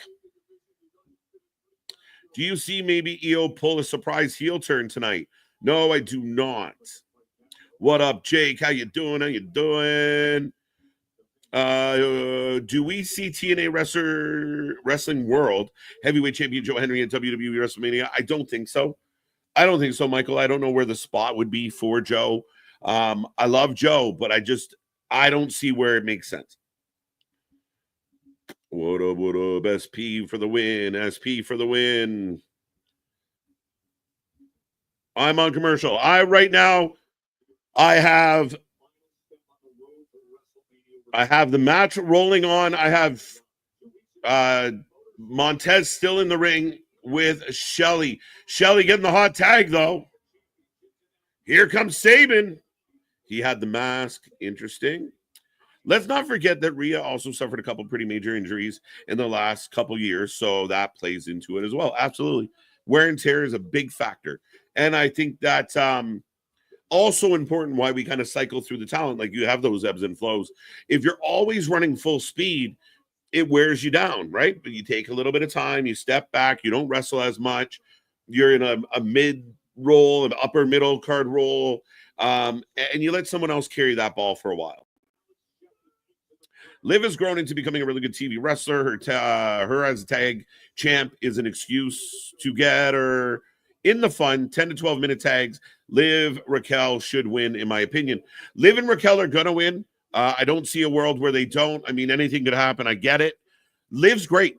Liv, I think, is underrated. I think Liv deserves a little more love. People see the look and think that's why she is where she is. But this is a girl that's put time into the wrestling. She can wrestle. And as far as promo work, mic work, character work, you find me a lady out there that's doing it as consistent as her in this kind of role. Like, there are others out there that are good, but Liv's dialed right into what this is.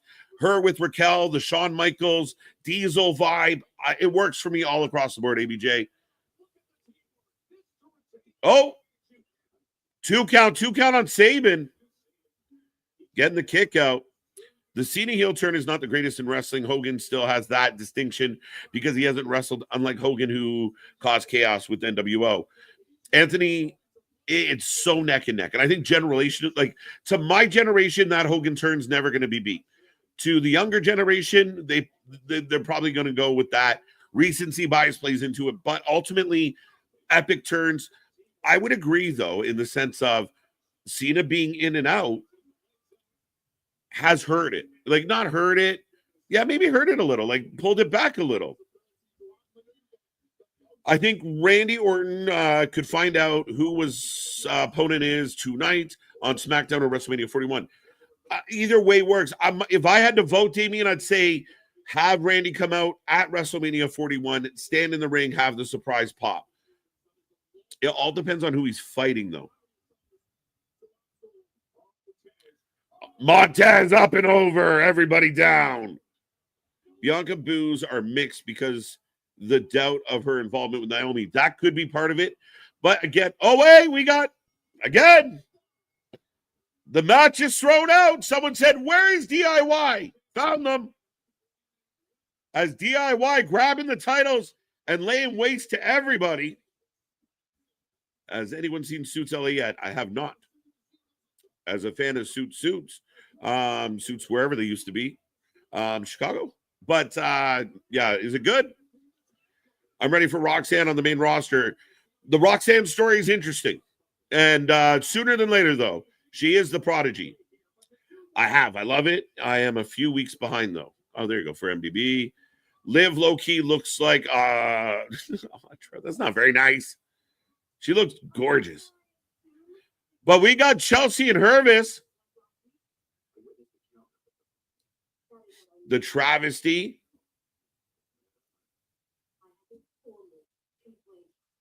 Chelsea is placing a formal complaint delivered by the Hervis. This is good shit. So good. Didn't Rhea injure her nose when Io drop kicked her into Bianca? She could have. Put the mask back on. Let's go. Liv should win the summer. We'll see. Again, I like what she's doing as a tag champ right now. I called her hot. I thought that was nice. Didn't you say Trout? Did I miss? What did I read? Oh, hot Trout. I got you. But still, that's not good.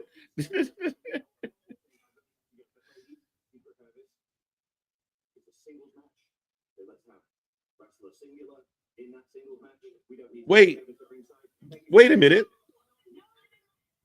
Did they just change Chelsea's match? No love for DIY. She does look like a Trout. It's just the lips. It's the lips, my guy. Like Billy Bass up on the wall. Chelsea has no match at WrestleMania 41. She does not. But did they just... I'm so confused. Did they just change her match from a 6-woman tag to a singles? Let me know. As Randy Orton is here next.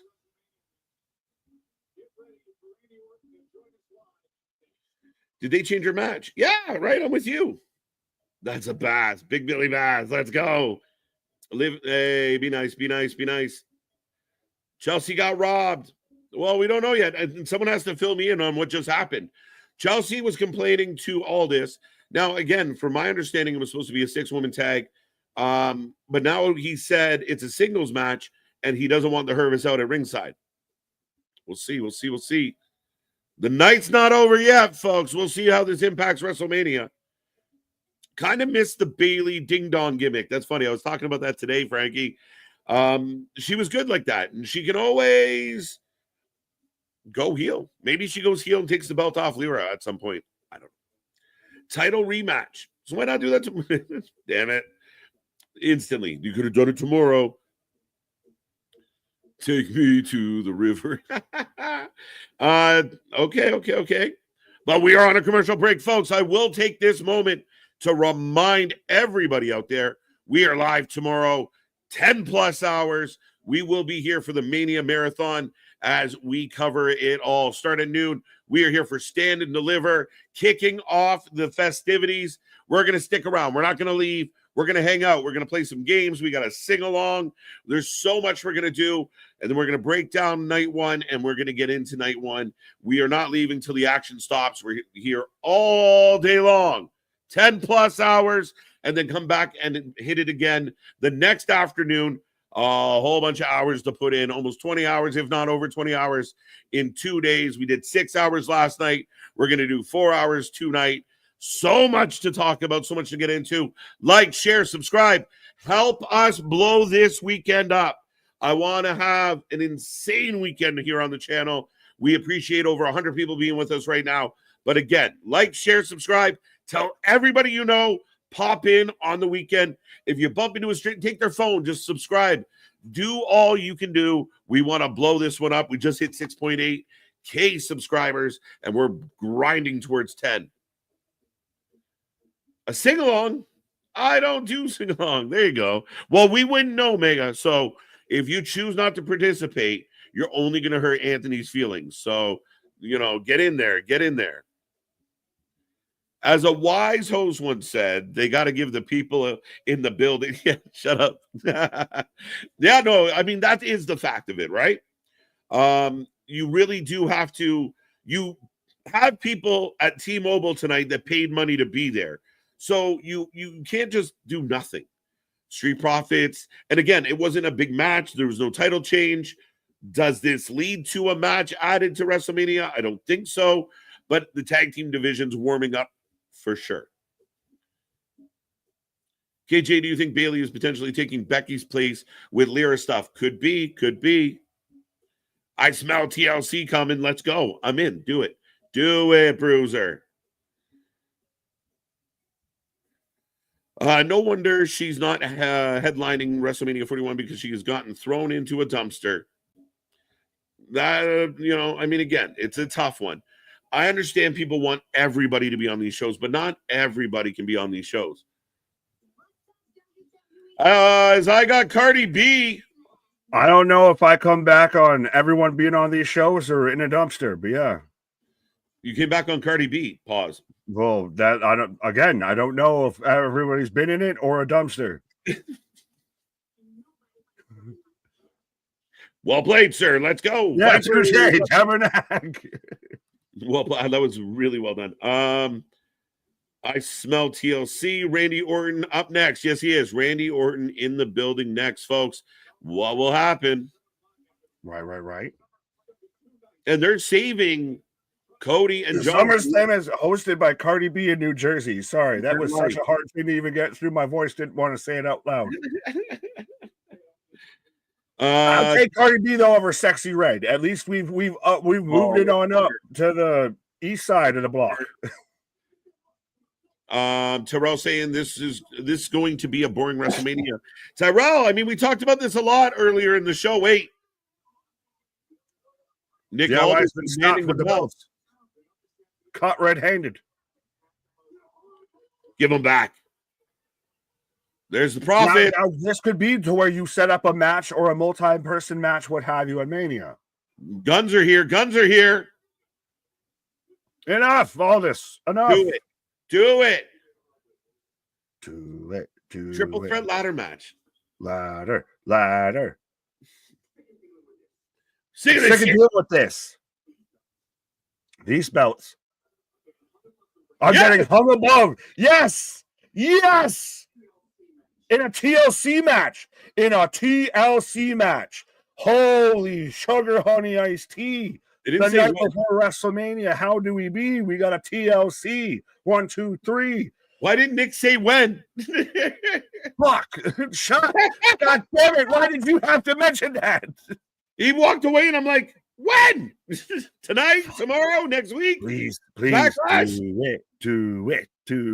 Let's go. It should be a hell of a TLC.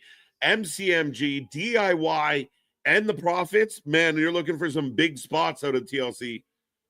Oh, absolutely. Montez Ford jumping off a ladder. Absolutely. Oh! He said next week, God damn it. Is she new? Is Cardi B new? Yeah, right? Not as new. Yeah, no, everyone's saying they announced it for next week. Yes, that's what's apparently being said is next week. But I didn't hear him say anything. But thank you for helping us. Help me, help you, help me, help you. And he's saying next week as well. Thank you. Yeah, I mean, it's interesting, right? I mean, that's a hell of a way to set up something after WrestleMania, but yeah. Right? Yeah, the SmackDown after Mania is going to be good. I mean, now you really have an argument of like, why not put that on Mania and have the other tag match not on Mania? Why are we reverse engineering tag team wrestling? It really does help sell the SmackDown after Mania, though, in a lot of ways. That's it. That's the only reason you do that. Yeah, I agree. That's a tough one. As Randall Keith out here. How you feeling? That's great. Living good. So again, I mean, you might be as Montez or the Street Profits or even MCMGB like, man, I wish I was on Mania. But like, we're gonna give you a TLC match 4 days later. They're like, all right, fair. Not what we wanted, but we got something, I don't know. It's a bit of, it's something. It's something. Did you book me on Mania? No, it'd be a show. It'd be a whole lot cooler if you did. Crowd singing. That's great. Let's go. Very much, I guess the UK tour told the US audience, bitch, you better start cheering and singing. You better look engaged because we're going to WrestleMania. Right. You better show up and show out because that's what the show's about. Yeah, we're going to move all our shows over there if you don't fucking... Right. We'll just become a fucking UK company, bitch. Right. Rhea versus Bianca at Backlash. Could be, Anthony. Could be. Right. Do you think we get who Rainey's opponent is tonight? And if it is it a debut return? They've been spotted in Vegas. Are you surprised Big E outright said, my old buddy Rusev's coming back? I mean, Big E's loose-lipped at times. But shit. Yeah. I called my buddy Miro. I have seen it in your eyes. The only way we do this is a multi-man match. I love it. Surprisingly, though, well, I mean, that one is definitely multi, but there, as much as I've even called it multi-match Mania, there's not a ton of multi-person matches actually on there. It just feels very focused on it. Sorry, I'm caught up with it. You're right, and that's, Nick. That is the perfect example of what we're talking about, the counter programming that we're doing against like the internet fans, because you're like, you hear it, oh, all he does is book this and all he does, but then when you stop and go, oh wait, but they didn't do that, we thought he was going to do it, oops. Like when you actually go back through and look at the full card and everything, which trust me, especially building up to promoting all of this and everything, I have on multiple occasions. There's really there's like one, maybe two a night, and that's out of 2 nights out of 6 to 7 matches a night. Yeah. So I mean, ultimately, it's funny. It's funny how you can get pulled into that rabbit hole and just go, "Oh, fuck, this does suck." And like I said with yesterday, of like, you would feel like this building would be empty tonight based on how people are talking about WWE or Mania. Like, no one cares, blah blah blah. There's fucking 10,000 people lined up for a T-shirt. Oh, the fucking lines to Wrestlemania, to World and everything. I'm like, this is why I'd rather be here with everybody and be with y'all and everything versus ever going there respectfully. I ain't got time for that shit. I'd be pissed.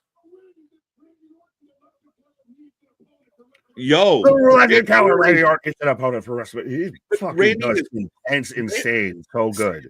Spitting right now. Red in the face, spitting. It reminds me of, what was it? It was the Heels documentary, to where he starts like slapping his thighs and everything to get into like psycho, like 09 Randy, and how much you see that literally like physically almost change. So we don't know. He says, I need a special kind of opponent. The opponent is going to bring the best out in me. And as I can tell right now, we will find out tomorrow. Yeah, at this point, it looks like it. Unless we get an interruption. But yeah, this very much seems like I need good opponents, and then we won't know until tomorrow. That was excitement. 100%, my guy. So what does Randy fight? What? So what night does Randy fight? He's listed at night 1. Yeah. Speaking of fights, though, this is Priest and Drew fighting from earlier on the kickoff here. Yeah, see, I mean, they've done good scrapping with each other. I like the idea that they gave it a stip. I know. Is either man higher than they were last year as far as standing? They're pretty much like, as far as where they're at, they're pretty much the same in the sense of they're still fucking with each other. You know, Damian pinned Drew last year at Mania for a world title. But not everybody can be at the top, Nick. We can't have then we end up having 40 titles, and that's probably not the good thing. I understood, but I get that there's the depth of, we've talked about this, of there was a time to where The Rock and Triple H were mid-card title matches, like mid-card feuds and everything like that. But I don't know if it's Damon. I don't know if I got a personal bias or what. He's definitely, to me, lower on the totem pole than he was last year. I mean, he has to be, though. Like, Drew's not going to fight Cody right now because it's Cena. Like, you're stuck. Like, there's nothing you can do. So they're organically just lower on the card than that top pitcher. I mean, there's nowhere for them to go. But they're relevant. They're going to have a street fight. And I think this match has actually had a pretty good build over the last few weeks. It is arguably one of the least matches I like. I know. I have to remember that it's there. It doesn't. I can't have you. There's no pleasing you. No, it's just Damien. It's the funniest thing. Last year going into Mania, one of my favorite reactions ever on this channel was, the idea that Damien was going to cash in, and you're like, no, like it's a Damien thing. Damien Mania don't go well for you. apparently it's like Wendy Chu, and I saw him be in the Discord tagging me about, do you want your Wendy Chu action figures? I got Zelina and we go to commercial. I'm getting none of the above. No. You can get your choice of you can get your Wendy Choo, Sleepy Dookie Choo, I saw that. Yeah. figurine, and then you could get Spooky Dookie Choo figurine. Right. Amen, brother. This is going to be one of the most interesting open challenges because this is not like Cody Seth, as Randy I think needs to win, but who is the special challenge? It's Sunday night 2. Are you sure about night 2? Yeah, no, I'll double check. This is again according to Wikipedia. Right now is scrolling long discourse. No, it is. Oh, night 2. Okay. Yeah, it is set up for night 2. There you go. Thank you for the correction, Christopher. I like it because I mean we all know the story. Kevin Owens was supposed to go Randy Orton. I'm bummed out for my buddy Kev because he deserved the Mania match. He deserved that spot. I think KO and Randy would have cooked real strong out of Mania, but they're pivoting quick. And right now, because it's such a quick pivot, there is no guess. Like anything's possible. Well, is it to the comment that was read and everything like that? Is that why it's not the Cody Seth thing? Because honestly, going into when we got Cody, we all but pretty much knew it was going to be Cody in that spot versus literally this could be everyone from Solo Sikoa to Rusev to God knows who. This could be goddamn Tetsuya Naito for all we know. It's Ishii. Yeah, it's Ibushi. Right. Joe Hendry versus the Randy for the TNA Championship. You know what? Somebody mentioned Joe Hendry earlier, and I was like, nah, there's no really way to slide him in. Randy, I think, needs this Mania win, especially if with Backlash being in St. Louis. Oh, yeah. So Joe coming in, getting that big pop and that sing-along, and then losing is okay because you're just sending him back to TNA. Rusev can come in, take it out, no problem. I think if Aldis has a match with Randy, it might have to bleed past Mania. So that'd be interesting. That's your main event Backlash. Like, I'm as much as I want and that match to happen just because Aldis is still so talented and again went right from being a wrestler to an off-screen kind of on-screen personality for WWE. It's not exactly like Nigel or Graves or anything. I would really want it and I would hope that they would really build to it, but if they do it like you said, it would be maybe that's the one that carries over into Backlash where Randy's on the poster, all of that. Well, I mean, I really do think it's going to be Randy Cena at Backlash. I think there's a chance of that. It's not a bad shout at all. That'd be real interesting. Well, and especially now with heel Cena, and especially if he's champion, is it a bit of a new lease on life for a little bit? I think so.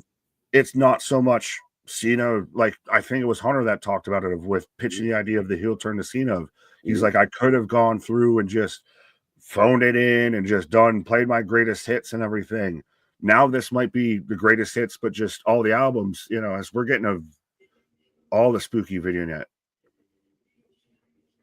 This has to be Alistair. It's 100% Alistair. Like, if anyone's doubting it, there was whispering. I couldn't hear it, but 425-25. Right? So you need to be here, folks. That's when Malachi, Alistair Black, and how fitting that they cut to his wife in the ring.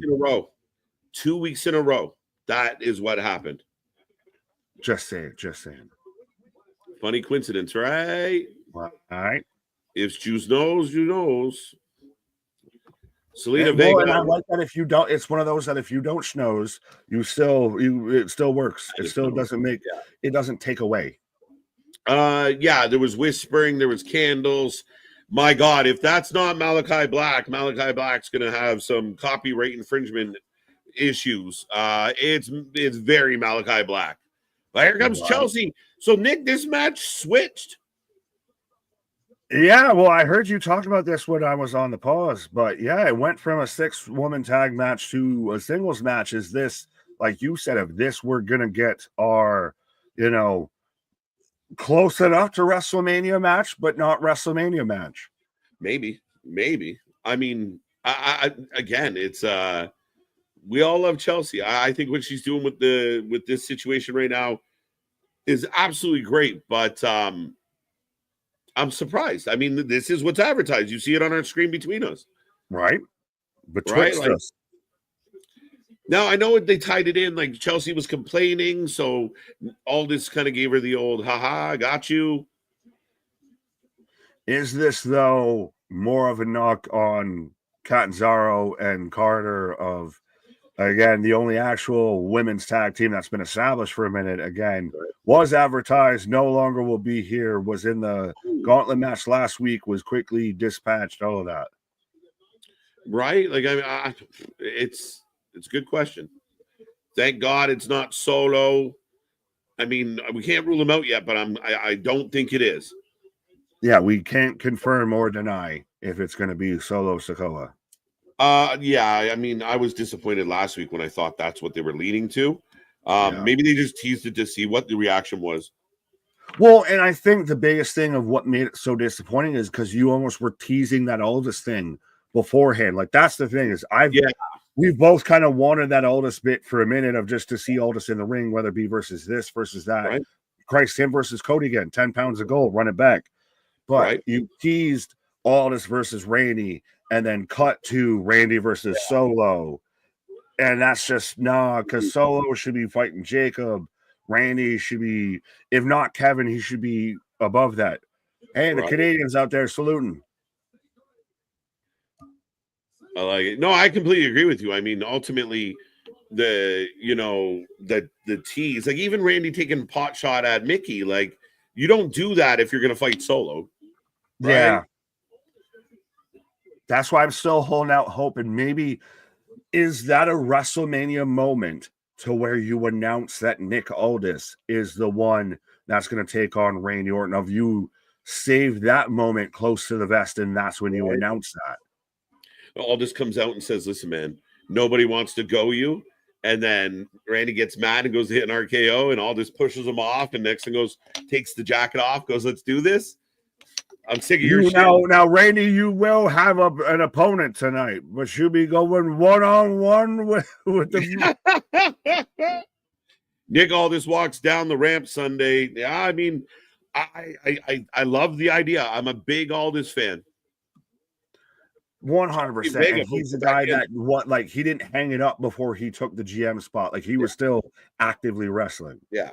He was at the point, and I heard an interview with him where he kind of did want to dial back the grind of out there working the indies, but now it's a whole different world, right? Like physically, I'm hoping, or I imagine the guy feels great because he hasn't put in the grind the way he used to, right?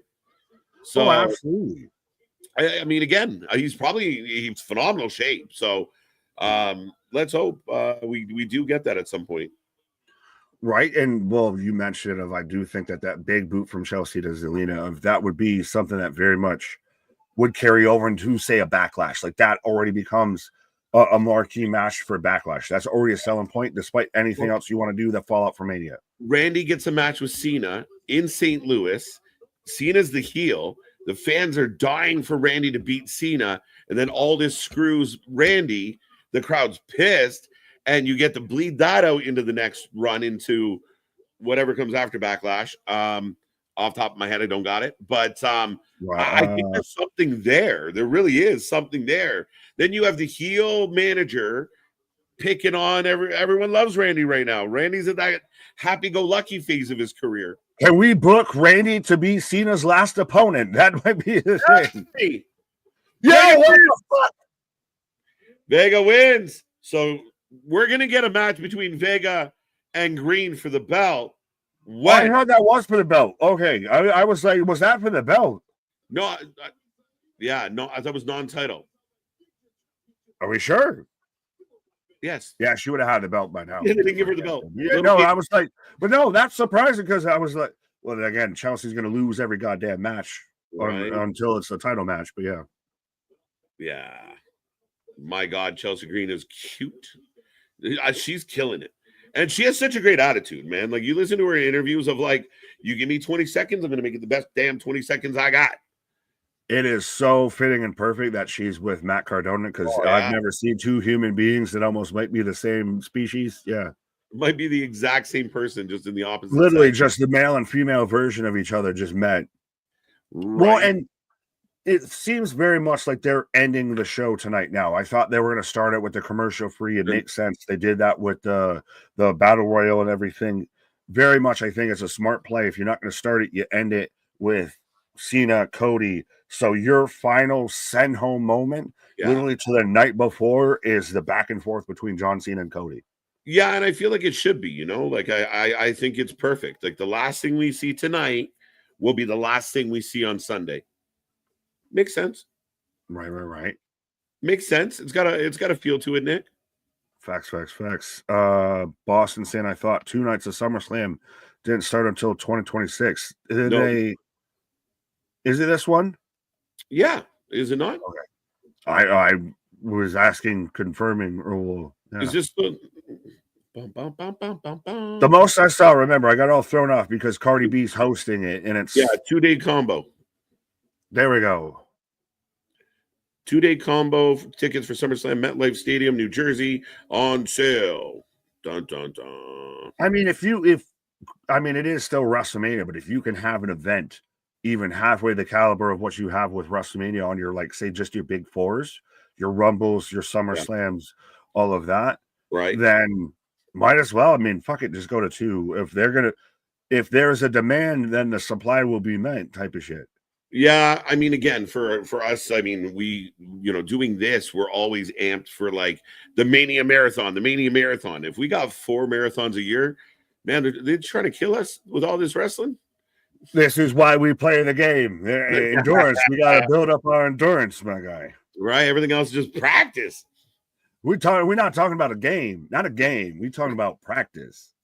Right. That's too funny. But no, I mean, again, if the demand is there, they're taking over cities. Look what they've done to Vegas this weekend.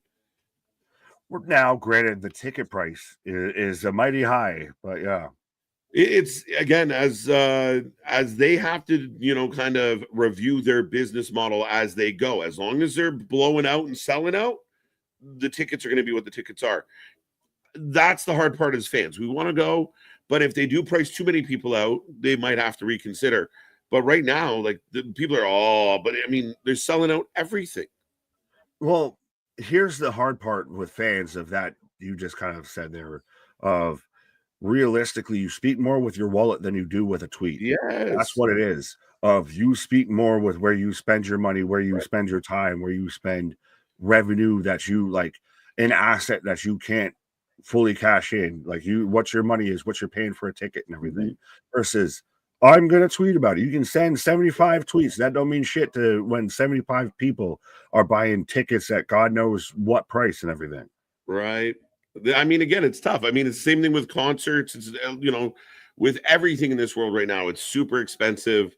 Like I said, local, like, as concerts roll into town, they're charging a fortune, but they're selling out. You got, fucking Swifty out there selling tickets at the people killing each other for tickets. It's insane. So, I mean, again, this is the problem with this is what OnlyFans has done to the world. Jesus Christ, that's a fucking big ass escalation. Too many people with bodies out there to fucking bankruptcy in the economies. Too many people have disposable income. They're just throwing their money around. Son of a bitch. No, I think it's a lot of people that are spending income that they don't have that's disposable, but I digress. Yeah. Imagine, I could never imagine a world where my folks mortgaged the house or maxed out their credit cards so I could go to the wrestling show. I just don't, it never would have been a thing. Yeah, I mean, it's been one of those, that feels so like old school, like going to Woodstock, of we're going to ride through the desert with our Cash App on the fucking rear windows and shit like that to try and get tickets to go to Coachella, to go to Woodstock. I got to see Zeppelin. Right.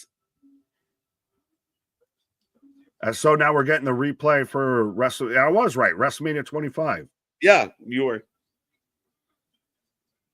I thought too. No, we got that one. Bum, bum, bum. But we are getting a run back again, hyping up this festivities, the Hall of Fame tonight. Right. Well, Timmy letting us know for the last 10 days, NDA National Darts Tournament was in Vegas. Nice. Well, darts. Go ahead.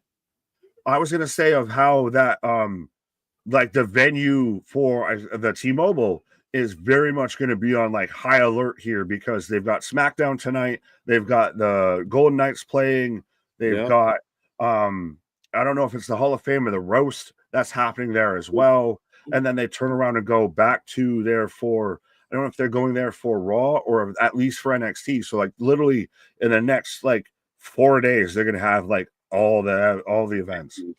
Busy town. I mean, again, the Vegas Knights have been a solid team since they've been into the league. So another playoff run for them coming. But yeah, I mean, again, Vegas is bumping, and it's insane. Like it really is insane. Are you surprised that they're not airing the roast?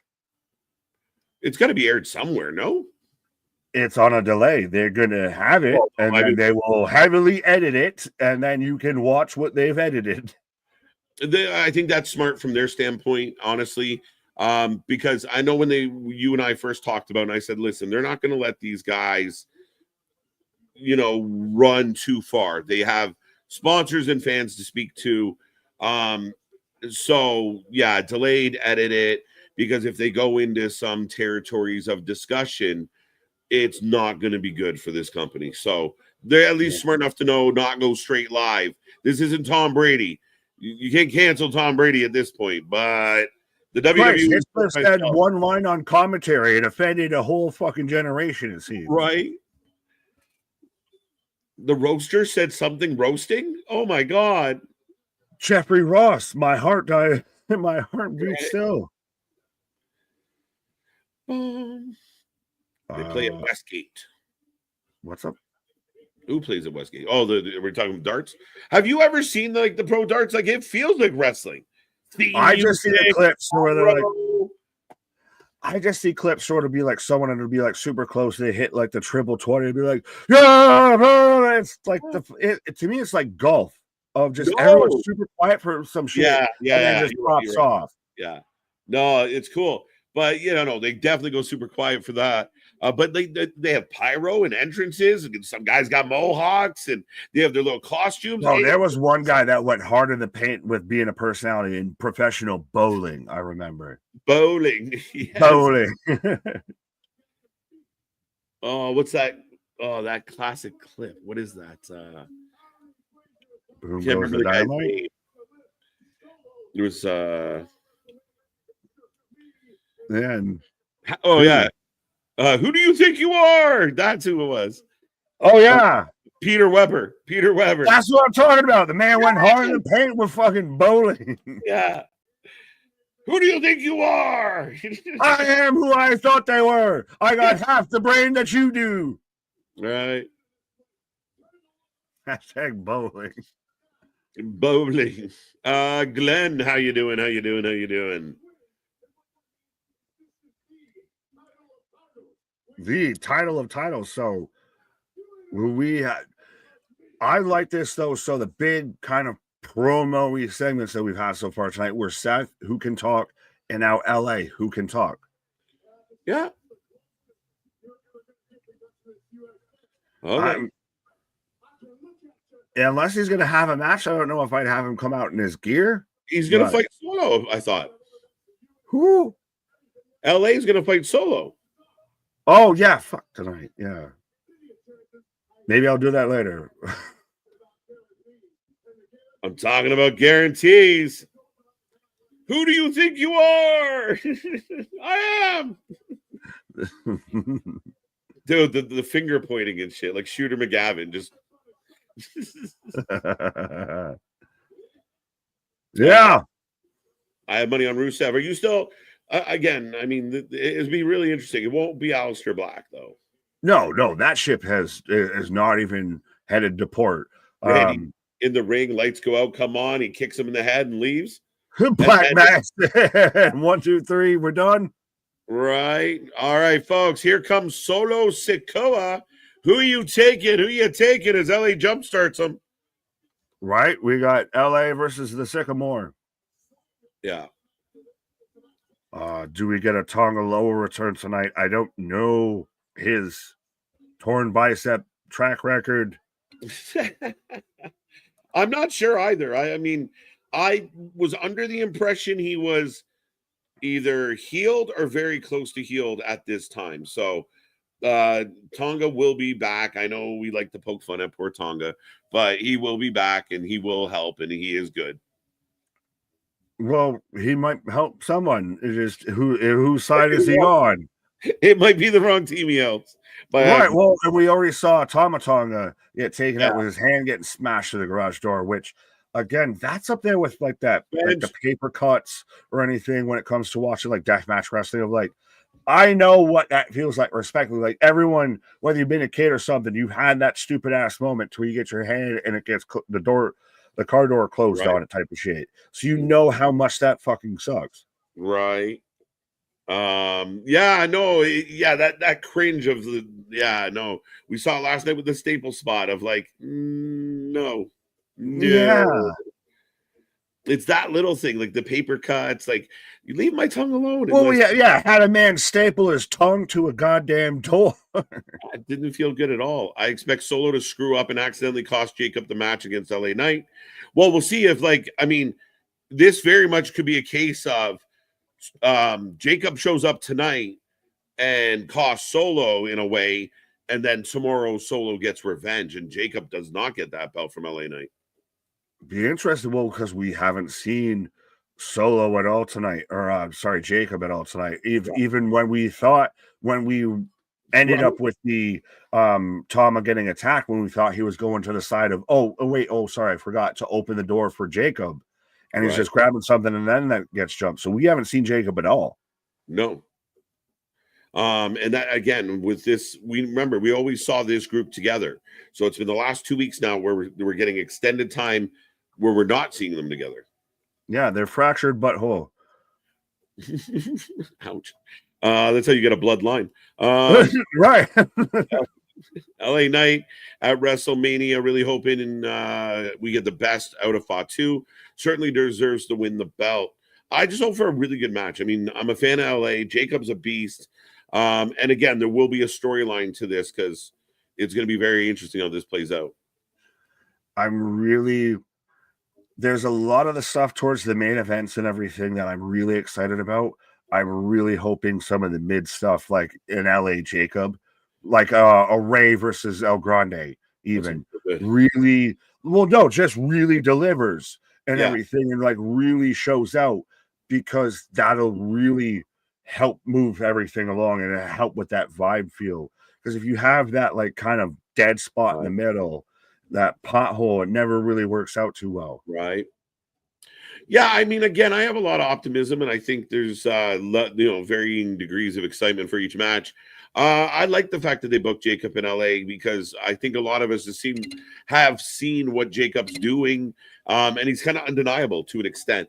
So I think ultimately, when we look at, you're right. I mean, and I think I said this on Monday of people, like, I really think at times people should take a minute and go back through the archives, go back through wrestling lore and history, because people will say things like, oh, this is this card, blah, blah, blah. But if you go back to every single other WrestleMania, there's been random weird matches that are just there. It's always been the way. And people just forget about that sometimes. Like, I said events.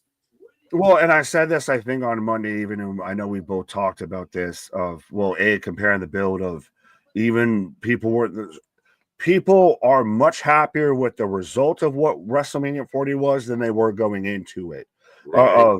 We even saw it this year with the Super Bowl. I don't want to tune in. I don't want to watch the Chiefs versus the Eagles. Right. But then you tune in and you're still excited for it. You still see everybody, going out there for it. That's what WrestleMania always kind of is. And we've talked about it briefly to where at times the WrestleMania that's not set up to be like this home run guaranteed out the park ends up being one of the better ones. Yeah. Again, right? I mean, to this day, and I think those gems are always the fun. Like, to this day, we talk about Macho and Ricky. Those mid card matches that over deliver. That they were second, third, fourth on the card, but they turn out. They show up, show out, and we end up talking about that match more than we ever talked about the main event. Facts. As Solo right now in control. That the sides on Solo are slick. He's going to Lexus King's barber. I was gonna say the same thing.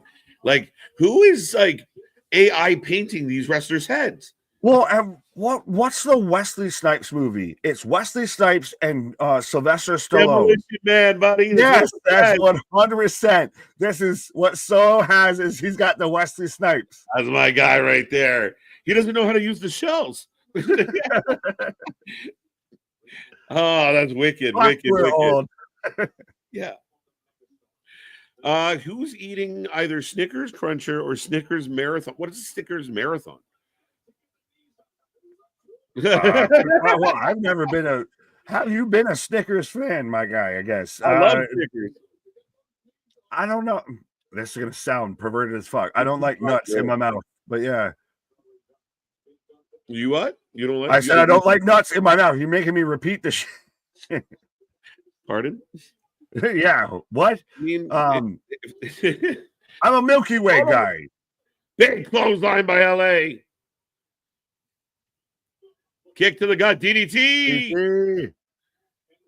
Soto down. Just rolling through. Like, that's just an unnecessary show of athleticism. Was that roll through from LA Knight? Jacob Batu. Jacob. You mentioned it. Jacob shows up and costs LA the win here. Well, gives LA the win, actually. Yeah. So 80% said LA, 80% are correct.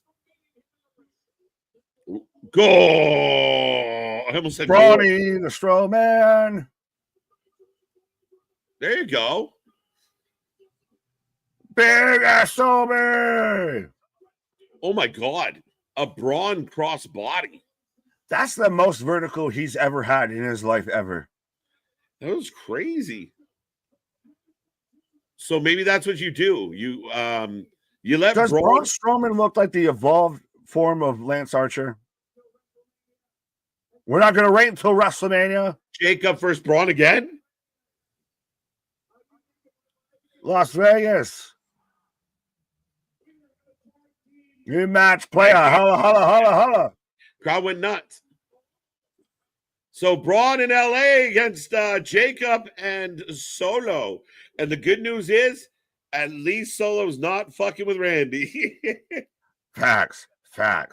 But has SmackDown just kind of become, you got to know when to hold them.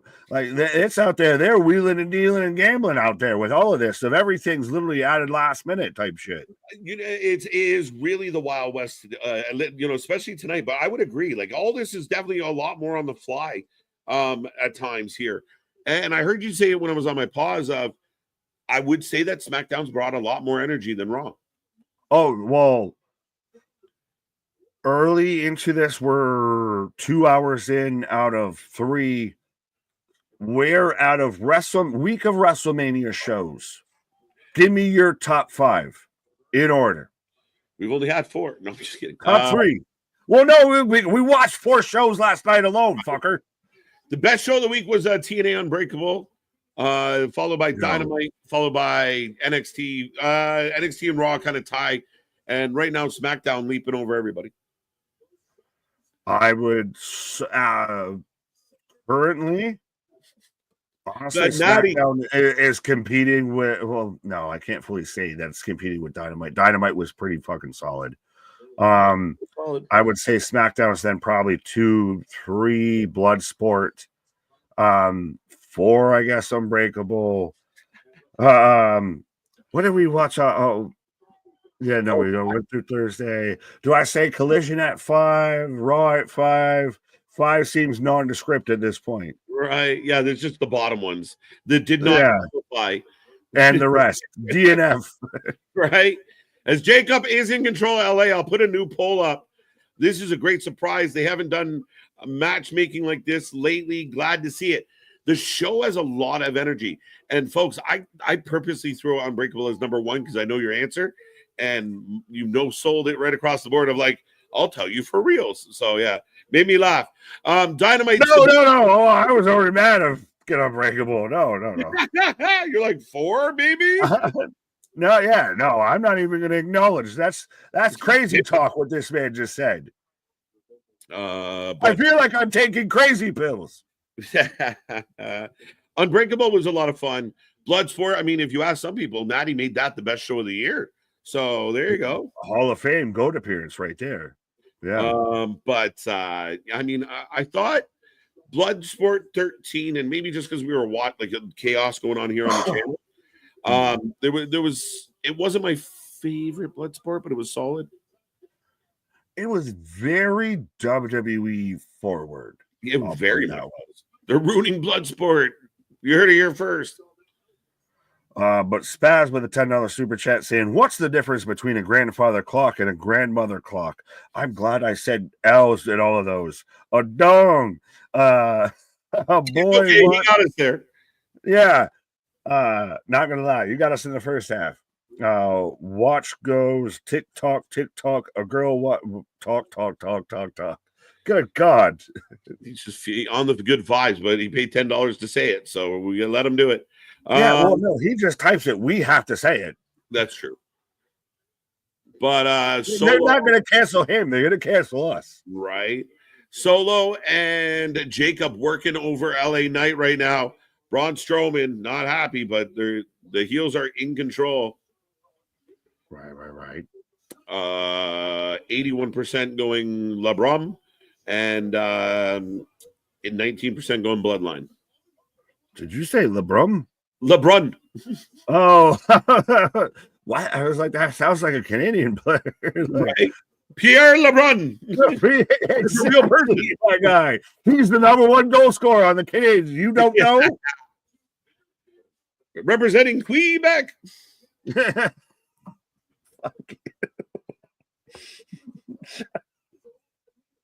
Why did that get me so good? Right? Brawny. Oh, I like how Braun, right? The Braun Express is just like a video game shit of Solo just dodges, and so he doesn't stop, he just keeps going. Mm-hmm.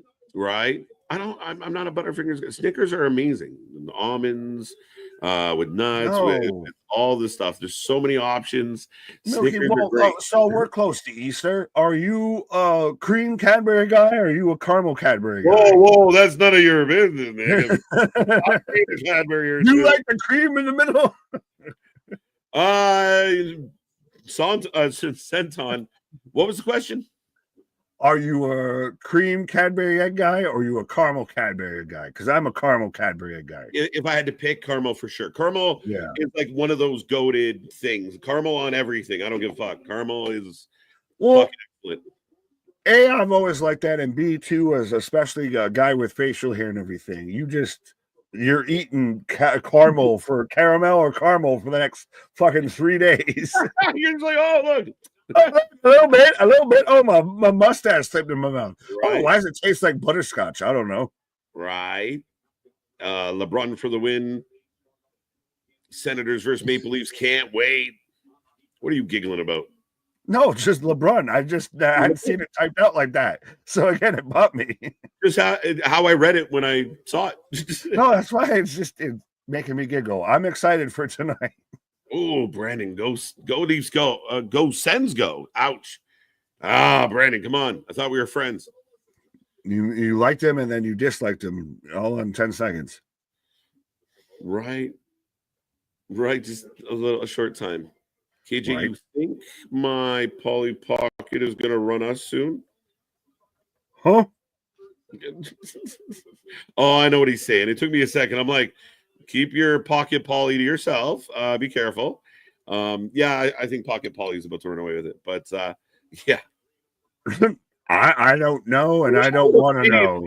Hello, Canadian, speak there for a second. That's y'all out there speaking that Creole shit. Ooh, I'm about to make a name for myself out here. All of that shit. No, you can have that. Speaking of which, a spaz out there with a $5 super chat. JD is getting turned down at the bar. Like, hey, do you like your Oh, fucking Christ almighty. I should have read it before I clicked on it. Spaz, they're not going to cancel you for the chat. They're going to cancel us for reading your chat. Right? Oh, LA Knight hits the elbow. 2. Oh, Soto. Jacob.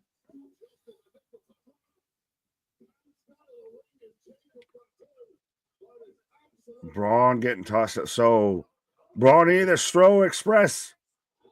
It's slow. You can tell when he's briskly jogging around the ring because he knows he's about to get tossed into some shit.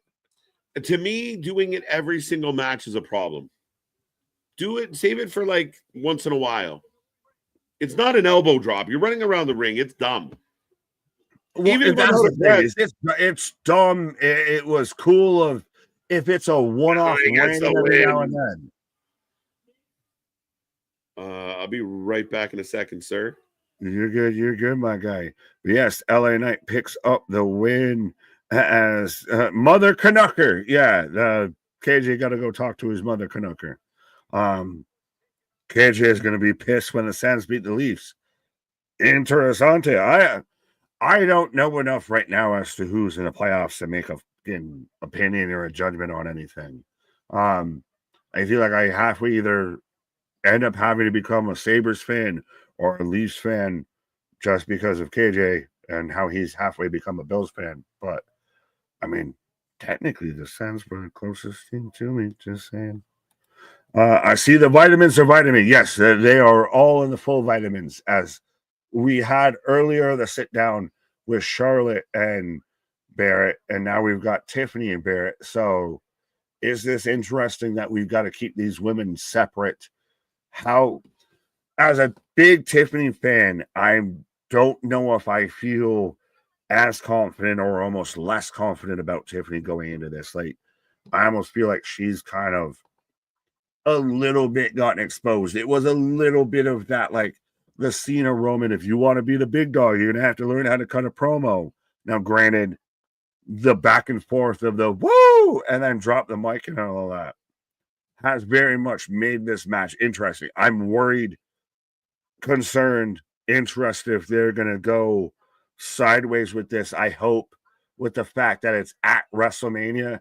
And maybe they realize that this is finally drawing attention and interest to it, that they'll keep it on the up and up. But I still just kind of worry because I know the internet dirt sheets, all of that, but you could watch that. You could watch that. I don't have to have a Twitter account. I could watch that segment, the face-to-face that we had and everything, and know that that didn't go the way it was supposed to go. Like, that got really personal. So that's why I'm hoping that they very much deliver, because now I'm interested. Now you've sold me on a personal connection with this outside of just it was going to be Charlotte versus Tiffany. We had called this for a while.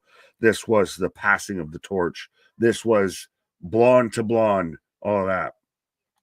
NFL draft next week. Yeah, I'm interested. I'm tuned in. I've been watching a lot of stuff about that. I'm really interested to see where the Bills go with this draft and everything. I see a lot of people hoping that we go defensive line. I hope we go defensive backs really out the gate. There's a safety, I'll say, from South Carolina. I'm really hoping we get, because I think, all due respect to DeMar Hamlin, and etc. But yeah, I think safety game, the cornerbacks, defensive backs is where we really need some help. We got Benford, but that's it. But as I've got Ronald Mysterious, so we're about to be getting a 6-man match, I believe. I apologize for using the on the Christian Family Channel. What?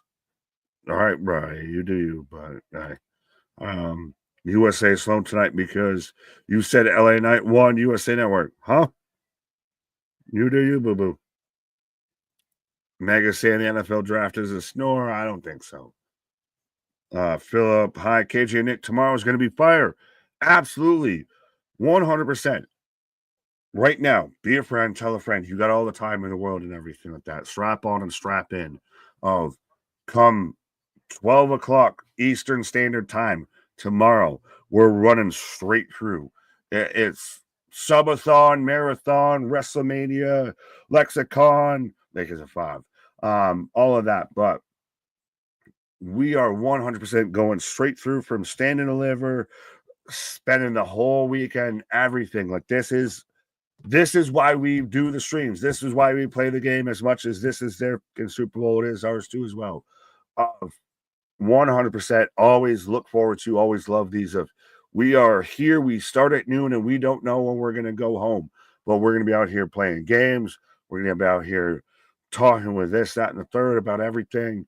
We got all the buttons, all the attractions. We giving away shirts, giving away this, that, and the third, everything. So 100% be a friend, tell a friend. We got you covered on all the WrestleMania content. Ray Fenix versus Ray Fenix and LeWo for the win. Yes, by the way, let me know who you take away. They're taking Ray Fenix and Dragon Lee versus the American Made. Eagles at 32, but we might trade the pick.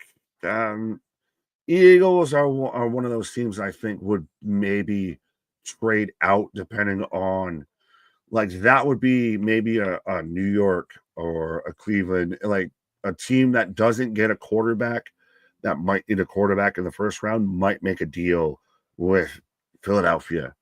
I know or maybe Kansas City. I know we're infamous at this point for trading with Kansas City, but yeah, I'm hoping we go defensive back, but we're talking about wrestling. KJ and Nick, you should know Snickers is the official candy bar of WrestleMania. Yes. That doesn't mean I have to enjoy it. What match are you looking forward to most at Stand and Deliver? Oh, is it the triple threat or is it Ricky Starks, Ricky Saints versus Ethan Page? That to me might be the match that I'm actually looking forward to the most.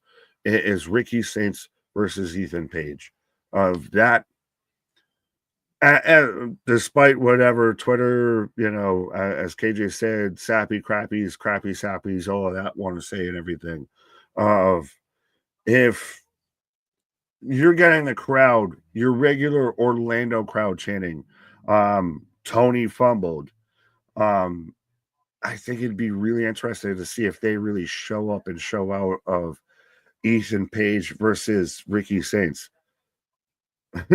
Everyone's saying I look tired now. Well, thank you. That's the vitamin. Sometimes, makes you a little, saggy-eyed.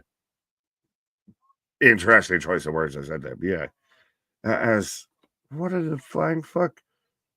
What? I feel like I know we're in a commercial, but it feels like we went into a whole different goddamn programming right now with this. But yeah, I'm very allergic to any shelled invites. What? AW Dark Ricky Saints and Page match. Well, AW Rampage at least. But yeah, no. I'm good. Trust me. It's when he was on the vitamins, my guys and gals, I'll say. But yeah. Bradley, what up? Well, Damien talking to Bradley. Giants taking Sanders in a trade. Are you a Giant or are you a trade? Neither. Neither. As we're about to get a 6-man tag. Right. 94% going for Team Lucha. Yeah. I mean, makes the most sense to me. Well, yet because then if he goes over here, then he loses at the pay-per-view of it. Hooker by crook, El Grande Americano gets the win here tonight, and then he loses against Demasked at the pay-per-view. I think he's going to get demasked at the pay-per-view. Yeah, but he can't win here and then lose there. Yeah, I mean, he could, but goddamn it. All right, I guess I said the wrong word and made him disappear. Back from commercial, absolutely we are. I'm allergic to this bullshit. You're allergic to gulfs. He's allergic to gulfs.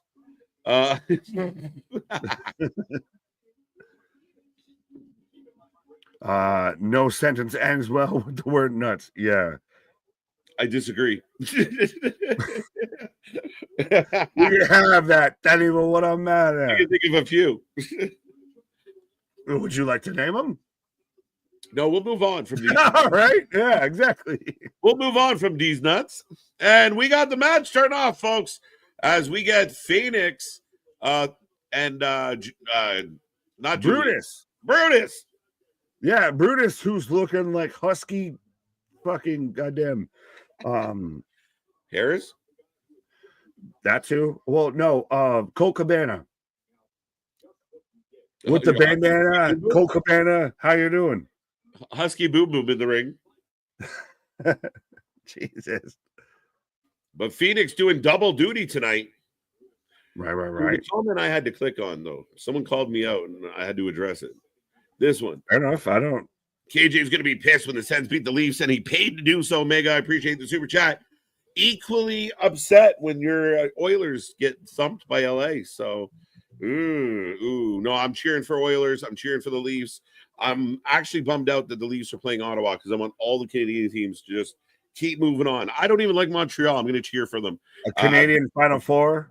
Well, actually, what can you do a Canadian? Well, you'd have to have Vancouver and Edmonton, and you'd have to have a mix of Montreal, Ottawa, or Toronto on the East to have a Canadian Final Four. You know, Montreal kind of had a big surprise to get in there. Now they're up tough against Washington. So, but Oilers King is going to be a hell of a series, and the Oilers and the Kings are never predictable. Wow. Ovi Julius. Fair enough. And well, if you're cool with it, I'll take a pause here in a second. But does Ovi, after breaking the record and everything, sign off like that's maybe he ends it all? He wins the cup. He's got the record. Thank you. Have a good night. Storybook ending. Yeah. If he wins the cup, I wonder if his tune will change, but he's publicly stated he has no intention of retiring. He had a great year. Why would he? He's like Yager. Just gets better with age. Well, that's those fucking crazy Russians, those crazy Chechens, those crazy fucking Europeans. Like Yager can go, man, for so many reasons. I think he's still playing in Russia. Yager? I don't know. I'm gonna go check his stats or at least buy a bullet. I'll be right back. I got a triple infused blind and to get ready for tomorrow. Body.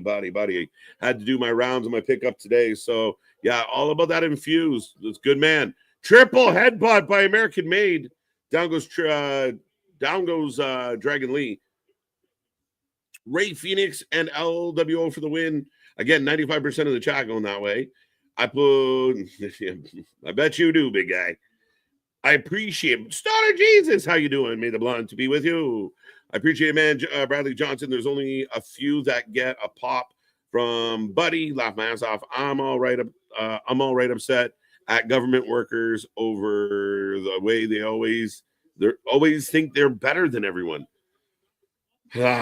I hear you, my guy. I hear you. I mean, is it that hard to smile? Is it that hard to be nice, be kind? I don't know. You get paid good. I don't know what you're upset about. What matches are you looking forward to the most? Stand and deliver. I really want to see the Ricky Saints Ethan Page match. I think that's going to be a really strong professional wrestling match, to put it as long as possible. But the women's Fatal 4 for the title, it should be amazing. The ladder match is going to be insane or a wreck, but either way, highly entertaining. I do think that there is an interesting combination in that match, but I think the stand and deliver card's solid. So I think Fraxium and Hank and Tank are going to be fun. Yeah, I mean, across the board, I'm kind of pumped. I did see some fans like, I can't believe they put the one match on the pre-show. It was like, guys, it's not that big a deal. Not that troublesome. Giants would be dumb if they take Sanders. Russell Wilson isn't it, and you have no plans. All right, that's a Nick thing. Even though I am the fantasy champion, and he's not here to give me shit. Two-time. So y'all keep watching the football. I'll keep winning. Oilers will win. Got that. We'll see. I'm going for the Golden Knights. Golden Knights are always a threat. They're a deep team, strong team. But Minnesota had a good year, and they're feeling good. Leafs are winning 2 rounds this season. Fingers crossed, Boston, my guy. I'd be pumped with 1. Get out of the first round. If we get upset by Ottawa this year, it's going to really impact the whole franchise. Not just like this year. Like, it will have a ripple effect on what their plans are. But They won the Atlantic Division. We're going in feeling pretty good. Ottawa's had a good year against us. I think Ottawa was it 3-0 in 2025? Ottawa's been strong. Shut up, Mega. You're not helping me. You're not helping me. What up, Kiwan? How you doing? As Chad Gable, Dragon Lee exchanging chops. Randy said Sunday. You're right. Sunday. Breaking news. Darby will be back in time for All In. I did see pictures. I finally saw pictures of Darby Allin at the mountain. So, yeah, I mean, I would imagine he'd be back. It's a long journey. But, again, is Darby Allin the guy that saves all of this? Darby Allin comes back from climbing the mountain, goes after Moxley and beats him. Is now Darby the guy? Like, is he the right guy? Is he the face of AEW? And does that help or hurt AEW if he is?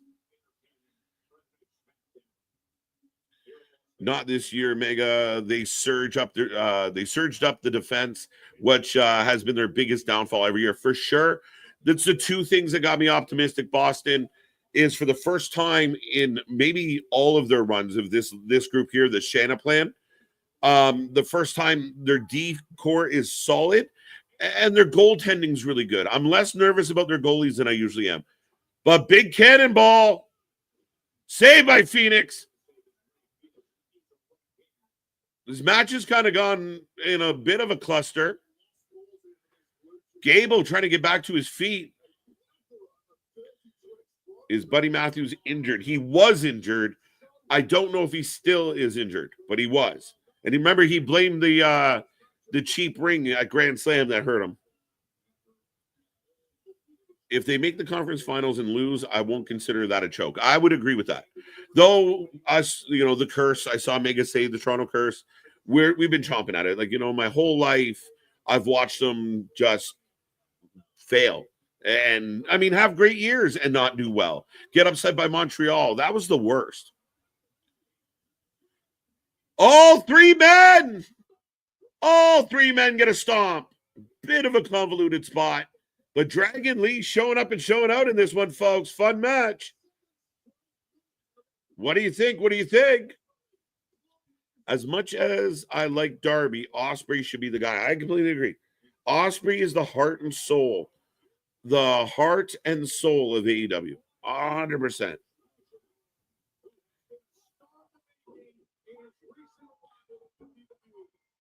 Dun, dun, dun. The Capitals for the Cup? No, I don't know. I don't know about the Capitals had a good year. I think they're going to be in tough with Montreal. And that sounds crazy, but I just think hockey very much like other sports, but hockey, there's always like one or two teams. They just get hot at the right time. And because they kind of had to fight to get in and they get in on the last day, they come in with a lot of energy.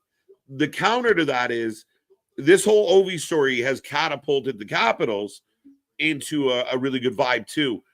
Do they get the cup? I'm going to say no, but maybe I'm a little biased. I'm still nervous about Florida.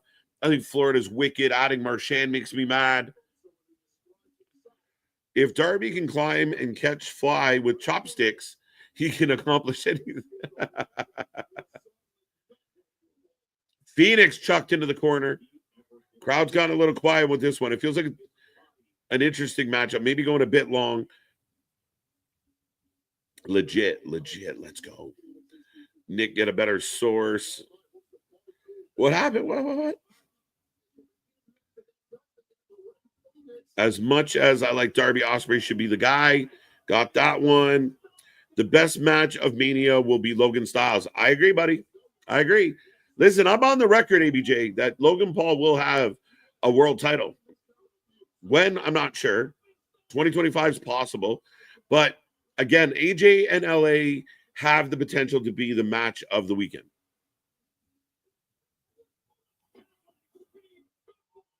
It would be LP, not LJ. Big kick. In no promotion should Darby be the guy. Right? I struggle with the world champion being a guy that I think I can just whoop his ass. And not think. I mean, no offense, Darbs, you're a little guy. That would be my problem. Is like, but there you go. Phoenix gets the pin. So for all those out there that tweeted, "Oh, I can't believe Phoenix is in this battle royal," he picked up a W. Put title back on Jericho, and ratings will go way up. I mean, again, yeah, right. Warner might give them another few $100 million if you give Jericho the title. Jericho, though, I will say this: I'd bet $1 million. I'd bet anything. We have not seen the last Jericho title run in AEW. We have not. It's official. Aleister Black return next week. 100%. Again, very much like they did with Penta, where these little teasers that each week they give us a little more. And yeah, April 25th, 2025, it looks like Aleister Black is back. As we go to a video package. Yeah, for night one's main event, folks. How are you feeling about this match specifically? 95 people hanging out with me. How do you feel about Seth, Roman, and Punk? Let me know how you feel about the build, but separate from the build, do you think this match is going to work? Do you think it will deliver?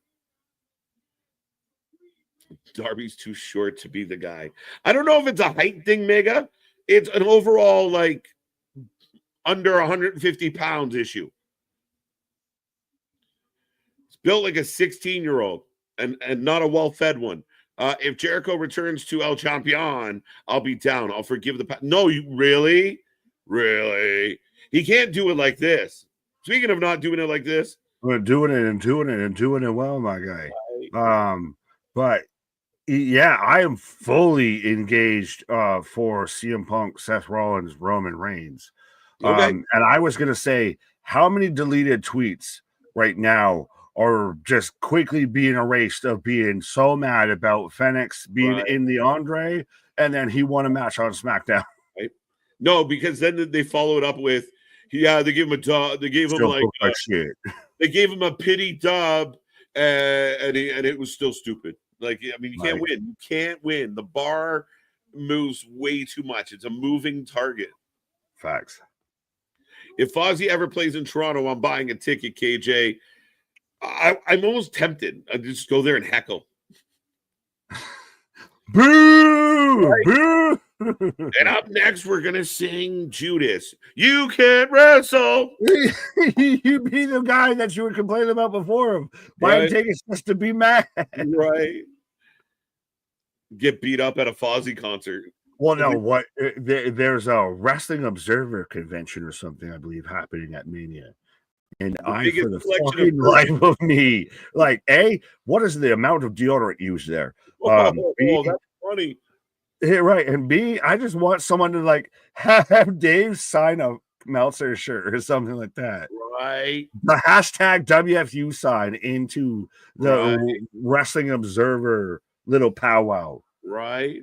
Dude, the biggest collection of virgins ever. Beers aplenty. Well, Drew's out there on even the kickoff was out there throwing deodorant to fans because there was one fan that had a Michael Cole shirt. He's like, "You need this. You need this." Well, you saw what Cora did, right? I think Cora's the source. Like, so I think it was last night. They left the event, and she pulled deodorant out of her pocket and was like, "You people stink. We can't tolerate you." Just macing them. You're just macing them with Old Spice instead of actual mace. As you walk in the door, you get misted. Yeah. I'll hold my tongue. You know how I feel about this match. Okay, ignore the build. Let's say ignore the best thing about this match. Well, but no. But let's say we don't agree on the build. Mm-hmm. The match itself, will it deliver? Yeah, and I think that's going to be the big advantage for WrestleMania 41 as a whole. Of fuck how you want to feel about the build. As up next, we're getting Cody and Cena face to face, and very fitting. This is going to end your show. This is what you send the people home into WrestleMania night one with. Absolutely. But no, fuck the build. Fuck how you want to be mad about it because it gets you Twitter brownie points and everything like that. Cool. But 100% of this is now where the fucking leather meets the road. This is where you get excited for this shit. Right. Of the build was like either way, the match is going to deliver. Like at the end of the day, the show is going to show out because everyone wants to look at rose tinted glasses with WrestleMania 40, WrestleMania 39. We were here for both of them. I know for a fact because trust me, I still got scars on my vocal cords. Right. But to sit there and act like everyone was so peachy keen, so happy and everything like that of this is so amazing. No, that's the whole reason you had the fucking Cody crybabies and everything like that start off because people were mad. People were unhappy about this. There is no pleasing wrestling fans. Everyone wants to act like everything was so fucking great and so rosy when it wasn't that at all until after the fact. We're going to be talking about WrestleMania 41 way better coming out of it than we are going into it. Yeah, I mean, I think I'm begging, and it doesn't matter because this is a lost cause. There is a collection of people that already have their pre-typed up tweets ready to go. No, we can help them. We can hurt, and no soul is lost, sir. No soul is lost. We can still help them. We can still save you. Right? How is it that you don't like the triple threat build, but you want to see El Champion again? Because he's just trying to stoke a fire. Not at all. He's a big a fan of that gimmick. Again, Jericho go away, come back with something better, not act like an idiot, and not try and wrestle luchas. We'll see. Is it funny we're cheering Gable for wrestling luchas and we don't want Jericho to wrestle any luchas? You stupid idiot. Rey Mysterio hurt. Breaking news. Someone mentioned that. Really? Well, I can't believe they booked him the night before. That was going to be the best. That's basically where I was going to go with it. Oh, literally, you're going to have him in the match right before it. No, I hope Mysterio's okay. He did look hurt. Fair. I did not see. But even then, would it be, well, fuck, would you still run the match? Do you now change it? Dragon Lee, Phoenix? Penta? If you do Dragon Lee, that is 100% a fucking SmackDown Raw match. You would have to do Phoenix, which then you get the Lucha Bros both get a WrestleMania debut spot. I would, if you have to find a replacement, it should be Phoenix. Yeah, I would go Phoenix over. He gets the win. And he unmasks El Grande. Yeah, I mean that, and again, kind of a cool. I hope Ray's good. I mean, I'm checking out right now. I'm going to see what the news is telling me. But bum. Yeah, I like Anthony that was saying this week is the anniversary of the spinner belt. As fitting that you got Cena there as we're in commercial break. I think he breaks wrestling. I think he wins. I think we get 17. I think could this be the birth of the Winged Eagle WWE Championship comeback because Cena says fuck your toy belt and we're gonna make new shit, or Cody has to make a new belt because Cena fucked off? He brings back the spinner belt to just watch people crash out online about, I can't believe he did it. It's so shit. I can't believe it spins clockwise instead of counterclockwise. It would have been so much better if it went counterclockwise just to show that now he's a heel and how he's counterculture. Real quick note, Jeff Cobb tweets out then now forever with a picture of him and then hearts pointing at the New Japan logo. But yeah, that's pretty fucking cool. Right. Lights out. Wrestling has more than one royal family. So we're starting with Cody. Normally we started with Cena. Right. Somebody's trying to convince us that someone's trying to convince people online that it's Uncle Howdy, not Aleister Black. Well, we politely ask those people to leave, I guess. Those people are wrong. Right. They're seeing the forest before the trees. Maybe smoke some trees. You might figure that shit out. But yeah, no, that's not even close to that. Yeah, Rey Mysterio. Not everything spooky is Wyatt. Right. I didn't think that. Rey Mysterio was helped out. Like he didn't celebrate. He looks as the night before Mania, bro. And I was so looking forward to this match. Give me TLC on Mania. Let's go. We had it announced. We debatably announced when it was. Let's go. It's going to be Trump versus fucking Chad Gable at Mania. Oh, you shut your... Well, no, they'd be side by side. They'd be friends. Right? No, they're going to get them. They're going to fight. They'll celebrate. They'll sign in declaration the Gulf of Mexico or the Gulf of America right there. I still don't think he's actually showed up. On a whole side note, which wrestling and politics needs to just politely fuck off. Yeah. Yeah, no, I mean, it's. We'll leave it at that. You're Canadian, so you're indifferent. Face to face right now, folks. So again, the last thing we see tonight on the Go Home show is the last thing we'll see this weekend.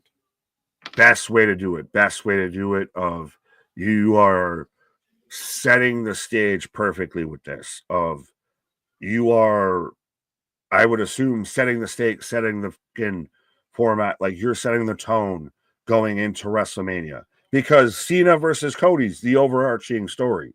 Even with night one, everything is still coming down to, at the end of the night, this is what sends the people home, period. Overall is Cena versus Cody. This is the biggest thing of anything. Like, yeah, other things here are big, but there is nothing like this. Especially if the night ends with Cena with championship number 17. It's hard to argue. It's hard to deny. It's going to send an absolute shockwave if he pulls it off. And if he doesn't, it might cause a bigger stir. Either way, make sure you have your phones fully charged or at least have your notifications muted, what have you, because Twitter and social media is about to have a meltdown either way. Right. Whether if Cody wins, then they're going to be, Cena, oh my God, this is the last Cena's WrestleMania and have him lose to Cody. All of a sudden, going to be big Cena fans and everything. Or Cena wins, they're going to be gigantic Cody fans, and you're also going to have people that are celebrating the fact that, because that's going to be a historic moment when John wins 17. Cody goes to speak, and John says, no. As John Cena's coming out, Paul disrespected the fans saying we are fake. No, he didn't. That's not true. That's wrong. We don't exist saying we eat what he cooks us and likes it. Never said that. Or not, where Triple H can go after that comment. He didn't say any of that, John. So that's unfortunate that you think he did. He did not say any of that. Whoever told you he did lied. And if that's how you perceived his words, you misunderstood. Yeah, I think as nice as that can be. Well, no, I think we kind of nailed it earlier at the start of the stream and everything. And I'll say it real quick as Cena's out there straight like Jordan and everything. Yeah, the last time is now. I dig that. But it's just enjoy the shit. That's what, again, everything pretty much Hunter said 100% is why we did the WFU, all of that, of just sick of everybody being super fucking toxic about it. I've got to nitpick the ever loving fucking piss, shit, and vinegar out of it. I've got to engagement farm anything with this. Anything becomes fucking headlines and is clippable and fucking spam and everything. Right. Versus you can watch the wrestling and enjoy the shit, but still you can critique it as much, but still just you're not hate watching. Yeah, no, I had to step away from it a little bit because just watching everyone kind of crash out all week long, I just don't get it. I don't get the dynamic. I don't get it. Like the NHL playoffs are starting this weekend, and all I see from hockey fans is can't fucking wait. Not like they booked this playoff so wrong and this format's silly. Like, no, but people are pumped. I can't wait to see how they booked the Wild over so-and-so. Right, yeah. Are they going to let him go over clean? Is it going to be a sweep? Is it going to be a 2 out of 3s? People can say whatever they want. There is no wrestling company in the world that is getting that many people to make that much noise anywhere. And this, like, they're rippling, and it's the half and half chant.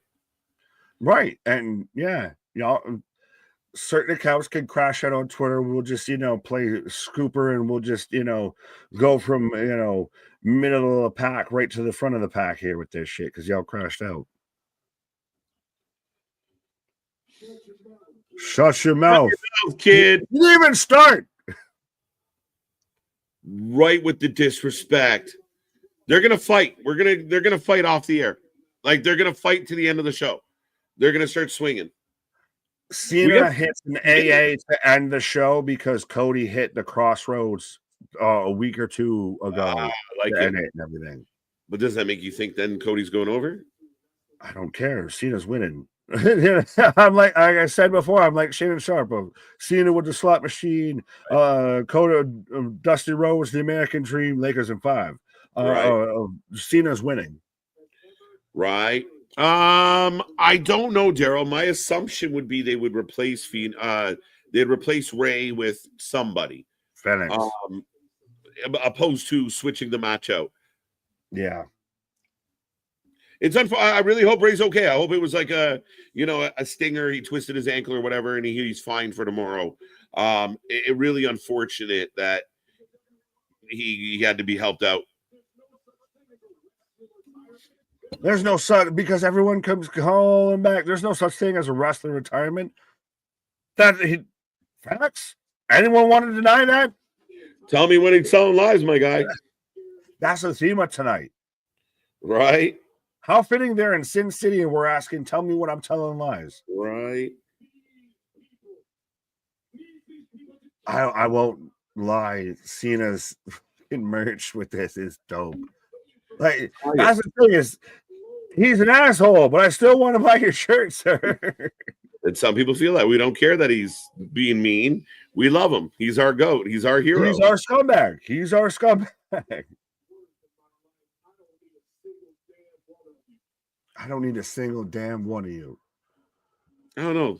I don't believe him. I don't know. I don't buy. I don't know, John. I feel like you need us to buy tickets, sir.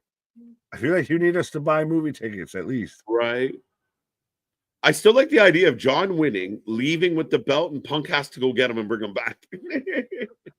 I just want to see what the fuck happens if Cena wins, because it's so many things. Of it's 17, he ruins wrestling. The quarterback fails. 100%. It's I don't want your life. It is all of that. It is King. I don't want to wait for my life. It is just all of the drama. It is.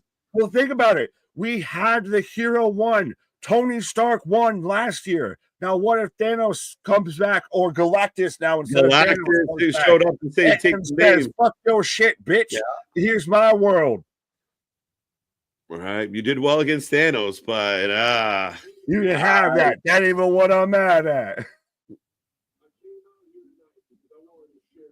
I want to share one more thing with you before Sunday. Now, Keith. Killer promo Cena. He has no problem on the mic. I mean, butter. It's just butter. He still hasn't addressed. Yeah, key one. What do you mean he hasn't addressed why he sold out? They gave him 15 minutes 3 weeks ago to empty his. He made a little boy cry. Well, I mean, so I would say though, Dwayne wasn't needed in any of this. Fair enough, but he still explained it. True.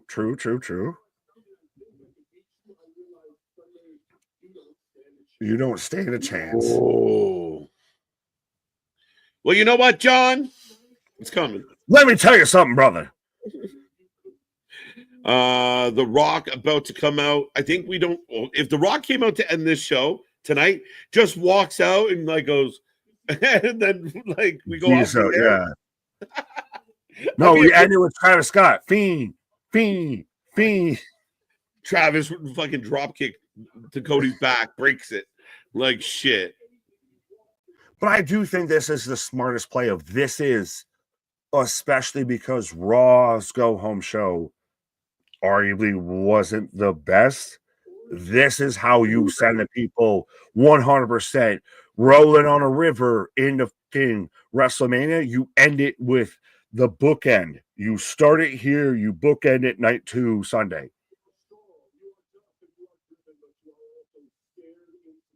You are scared and insecure. You're naive. I feel attacked.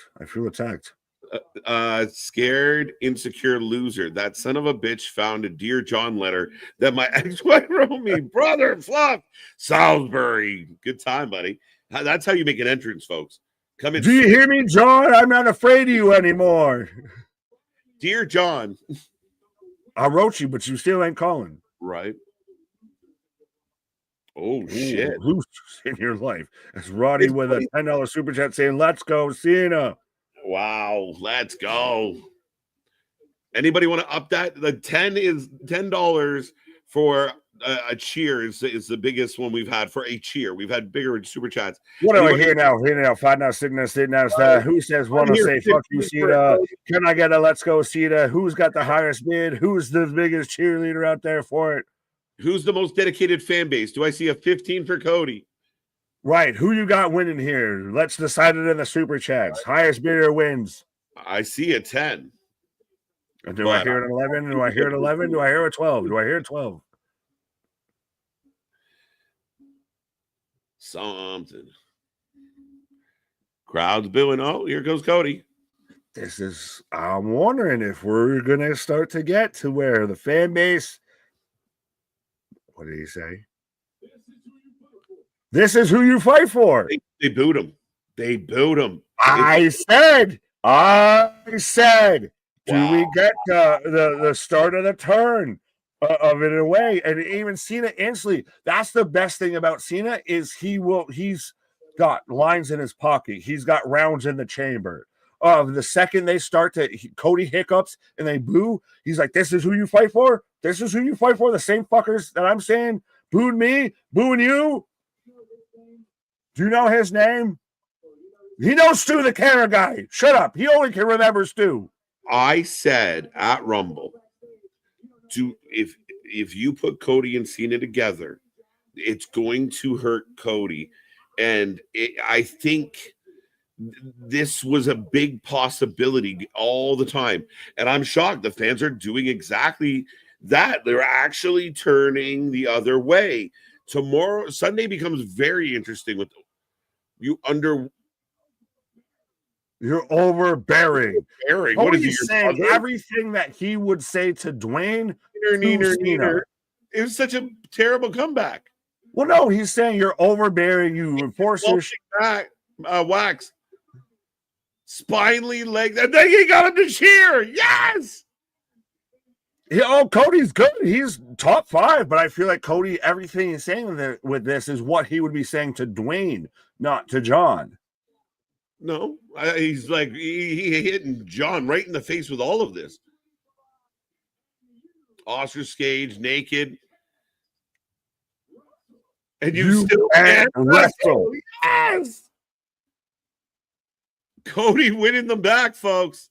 I think though this is the best you could have done for Cody. Cody said at coming out of WrestleMania 40 that coming into WrestleMania 41 he's going to be doing something unprecedented, something unique, and all of that. And this is the first time that you really think, honestly, what you would say that the odds are not in Cody's favor. Cody's almost the favorite to lose this, and that's been rarefied air with Cody.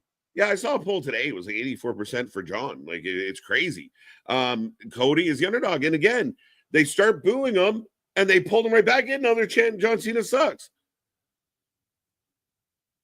Cody Rhodes. Cody Rhodes. But this is, though, what makes this work of literally you can go on a hairpin. It's literally, it turns at a dime. Yeah.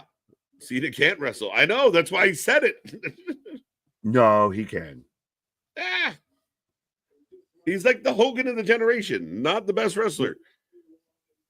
Well, Jey Uso, not the best wrestler, but the most over guy right now. I don't know about that, bro. I think you think Jey Uso is the best wrestler? Hey. Do it. Counter. Crossroads, you can't do this again. If he does it again, he's definitely losing. He's losing. Dude, he might be losing. Cody, he is. Book it now. Folks, I'm not a meteorologist, proctologist. I'm not doing predictions, all of that, but right now, 100%. Cody hits the crossroads on John Cena on the go home SmackDown. You can all but kiss that title goodbye. John Cena, 17. Breaking news: Cena can't wrestle. Yeah, I mean, dude, I mean, we know the lore, we know the old saying, go out the go home show big, leave the pay-per-view small. I was trying to quick off the hiccup, find Cody Mean, all this, all that, Mr. Clean, Lakers at 5, John Cena wins type shit. Facts. But again, John cut a promo in the way that the crowd started booing, and you called it out. John right away said, "These are the people you're fighting for," but Cody dug in so hard, the crowd started cheering him again. We got a Cody Rhodes. I still really wonder. It is. I know we got prop bets floating around. I don't even know if I included this one, but it would be really interesting to see when it comes to the main event of Sunday night, if people go WrestleMania 18 and they cheer John Cena and they boo Cody Rhodes. Cody Rhodes retains. They pivot. They're like, shit. Nah. Like, what do we do? What do we do? See, 100%. You're correct, Boston. I mean, no disrespect to one of the GOATs, but again, that's the exact explanation that you need. He's told a story. He's an over, and this is ongoing debate. If you can do a tope or a backflip and nobody's watching, but you're a really good character that gets in and entertains us within the ring, and everybody's watching. Well, I mean, again, one of the GOATs, not a great wrestler. Well, all right. If we want to open this Pandora's box of which is higher, of somebody that has a fantastic move set, I hate that fucking term, but can hit all the moves, can hit all the moonsaults, can hit the topes, Shinsuke's, the Sasuke's, all of that, but doesn't reach ever the peak of the mountain and everything, versus say somebody like Cena. The peak of the mountain is the peak of the mountain. The peak of the mountain. That's it. But might have 5 moves of doom. Cena's going to go down as one of the GOATs of all time. He had a phenomenal career. It is very similar to Hulk Hogan in the sense that Hogan wasn't the best wrestler of his generation. Again, the flips and tricks only matter if we give a fuck about you. Like Kevin Nash had the five moves of doom, or it's Goldberg. Goldberg's a perfect example. Guy still can wrestle. Goldberg's never had a good wrestling match in his life. I love Goldberg, but you're not wrong. I've had more good wrestling matches than Goldberg. And we've had 0 wrestling matches. I'm 4-2. Get the fuck out of here. Fair enough. I didn't know I was not familiar with your game, sir. Doesn't count. But trust me, it's okay. Cody Rhodes is 100% losing now. Sunday night. Let's go. Ladies and gentlemen, they are just giving us the rundown of the entire card. Jade, Naomi, that got a little more interesting tonight. The energy, man, like tonight flew. I am 100. Yeah, it did not feel like 3 hours. I am excited for WrestleMania. Of literally, it is. We talked about it. We called it even WrestleMania Eve. It is at this point. I'm like, if I just go and have so many sleeps right now, I'm like 1 sleep away from all of the wrestling. Like, I just want to wake up on WrestleMania morning and so excited to watch all of the wrestling all day long. No, man, it's the night before Mania, and all through the house, all the creatures are stirring. Not a creature was booking, even Vince Russo. Sorry. There you go, Nick. Way to finish that one off. 7 out of 10. Give me your ratings, folks. What do you got? What do you got? Is Cody standing tall? We haven't officially gone off the air, but people got those ratings coming in. But yeah, it's exciting. It is definitely the time of year that, I mean, if people just stop being so sour, maybe they'd enjoy it. Right. Yeah, I didn't realize we haven't gone off the air yet. No, it's almost like there was a lot of time on the clock. I'd be like, they gave a cushion in case Cena went long. Fair. But yeah, that's your closing visual. Soak it in, drink it in, man, because it might be the last time you see it for a minute. Yeah, that might be the last time we see that smile on Cody's face. He might lose his smile for a moment, but we have gone off the air, folks. Before you give us your ratings, do not forget tomorrow, noon, the Showcase of the Immortals. We will be here live 10 plus hours. And again, we're back on Sunday. We've been building to this, whether you like it or not. We have. I've enjoyed our build, Nick, but at the end of the day, we're going to cook tomorrow. Be a friend, tell a friend, jack up these streams, as we can't wait to bring you all of the action. And I had to delay because I couldn't find the button. There you go. But yeah, no, 100%. We're hitting that jackpot tomorrow. Absolutely. We're going to get that 777s rolling up there. The 3 cherries, what have you. But yeah, absolutely. It's literally, I was saying it before and everything, I'm literally at this point of, I almost don't want to go to sleep, because we get right up on WrestleMania here. Like, we're right there. Right? 7.5 out of 10. Honestly, one of my favorite matches of all time is Cena versus Styles at SummerSlam. I want to say 2016. The storytelling was insane. It was a great match. Absolutely great match. And then Cena's not the greatest of wrestlers. Cena's had a lot of very exciting matches, right? Because of the storytelling. But you kind of edge of your seat of, can he do it again? Cena will sell you on storytelling versus in ring. I will say that. Like, yeah, he'll hit a code red every now and then. Yeah, in the ring, like what he does during a match to tell that story in the match is phenomenal.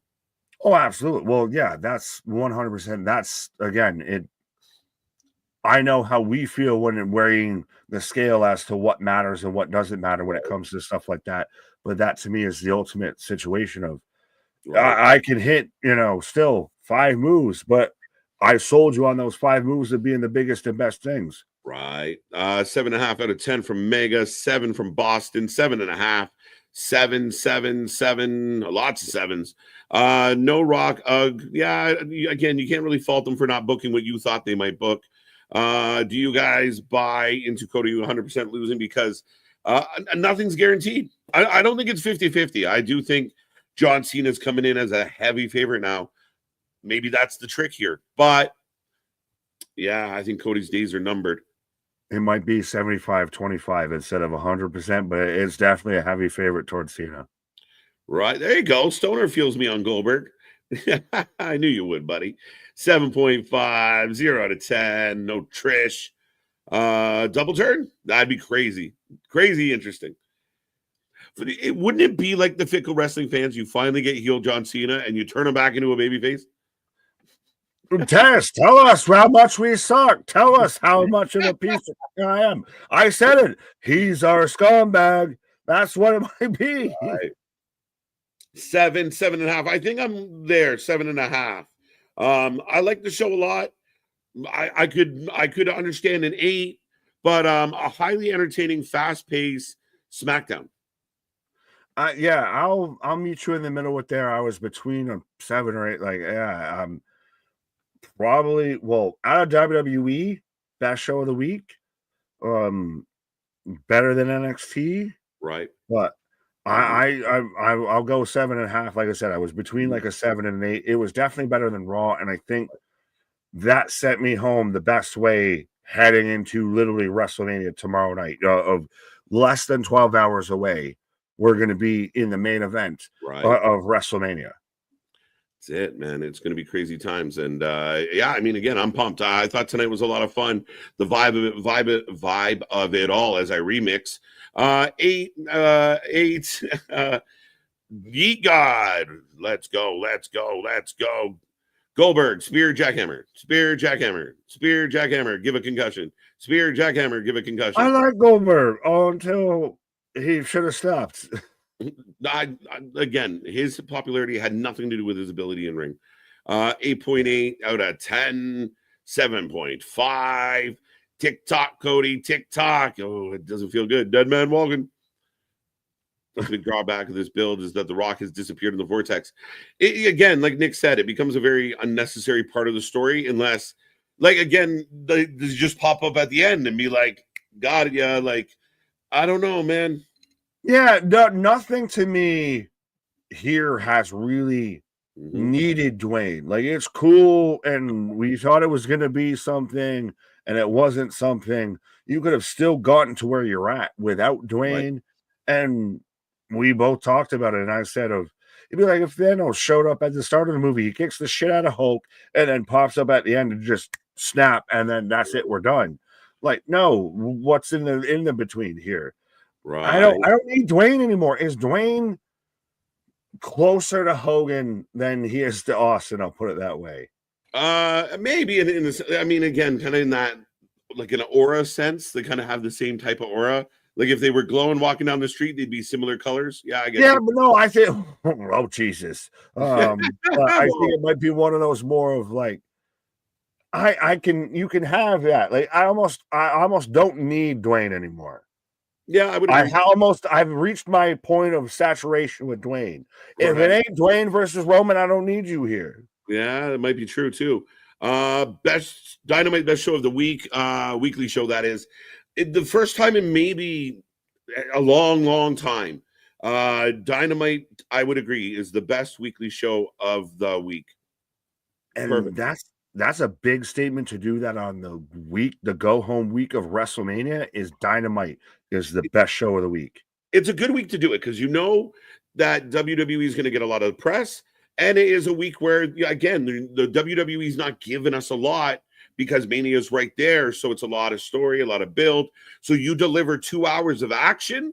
It felt really good. I think they did like the one big angle with MJF and Bobby, but not a whole lot of other bullshit on the side. Yeah, well, and this is the week when people are going to be searching and seeking out wrestling. This is going to be to where you're going to actually get in new fans. And that's a really good way to do that, of having a really goddamn good show. Charles overkilled, overbooked, but it was fun. I don't care. Hall of Fame starts at 1 a.m. Eastern time. So 2 hours from now.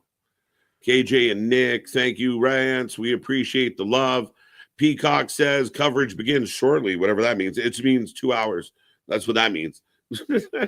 Go take a nap, go have a snack, go start dinner, go start second dinner, all that. Yeah. Go get some sleep. We got lots to do, and we got lots to have you guys watch. So everybody go get some rest. We're back at this very soon. You just gave me a major anxiety praising AEW. I listen, it's proof. We call it the way we see it. And this week they did well. It's first time in 2025 they've had the best show of the week. Sorry, I would say best show of 2025 for them. Oh, for sure. They delivered. And they've had a couple other good shows. This was the best one. And again, I think it's the first time of 2025. It was the show I enjoyed the most of the week. And you picked the best time to have the best show of 2025, of when WWE, again, I still think WrestleMania, I want to see everything play out, and I still think we're going to be praising it a lot differently going out of it than we are going into it. Yeah, usually. But with the delay of the builds and the discourse and all that, this is a good week to have, if you're not WWE, to have your best show. Yeah, absolutely. It's Collie wrestled better than Goldberg. Ouch. Orton Cena, we'll talk about that tomorrow. But yeah, if this works out, I could see Randy being the guy that goes after Cena for sure. Peace. That's a hell of a way to sell Backlash. I'm instantly tuned in for Backlash if we're getting Cena versus Orton. For sure. Last one of the night, Cena absolutely took it easy on Cody. This whole feud, I don't know about that. I mean, again, he hasn't been a heel in a long time. I don't know about taking it easy on him. I think Cody hung in well. Cody did well. Yeah, Cody's good on the mic, and he went tit for tat with it. Right. But listen, I think we have a lot of reasons to be excited for this weekend. We have a lot of reasons to be excited for these shows, and we can't wait for it, folks. Originally, we had planned to stay here all night long, but again, we got to be up and on by noon tomorrow, and there's lots to do behind the scenes. Yeah, Triple H, pick a better time for Hall of Fame. But other than that, Nick, I mean, we're off and running. Mania is upon us. Finally, but yes, set your clock, set your alarm clocks, and literally T-minus 12 hours, we'll be back at it like a jackrabbit, running all the way through WrestleMania, all the way from Stand and Deliver and so on and so forth. Yeah. That's it, folks. Follow all our socials, click all the buttons. Come back tomorrow and do us a solid. Tell everyone you know. Splash our link everywhere you can think of. I want to see 1,000 people here tomorrow. Let's go. Our shit is real. Our shit is raw. Our shit is all authentic. When you're talking about that rest, you better put that poor life with it. See you on the flip side. It's Mania time, folks. Let's go.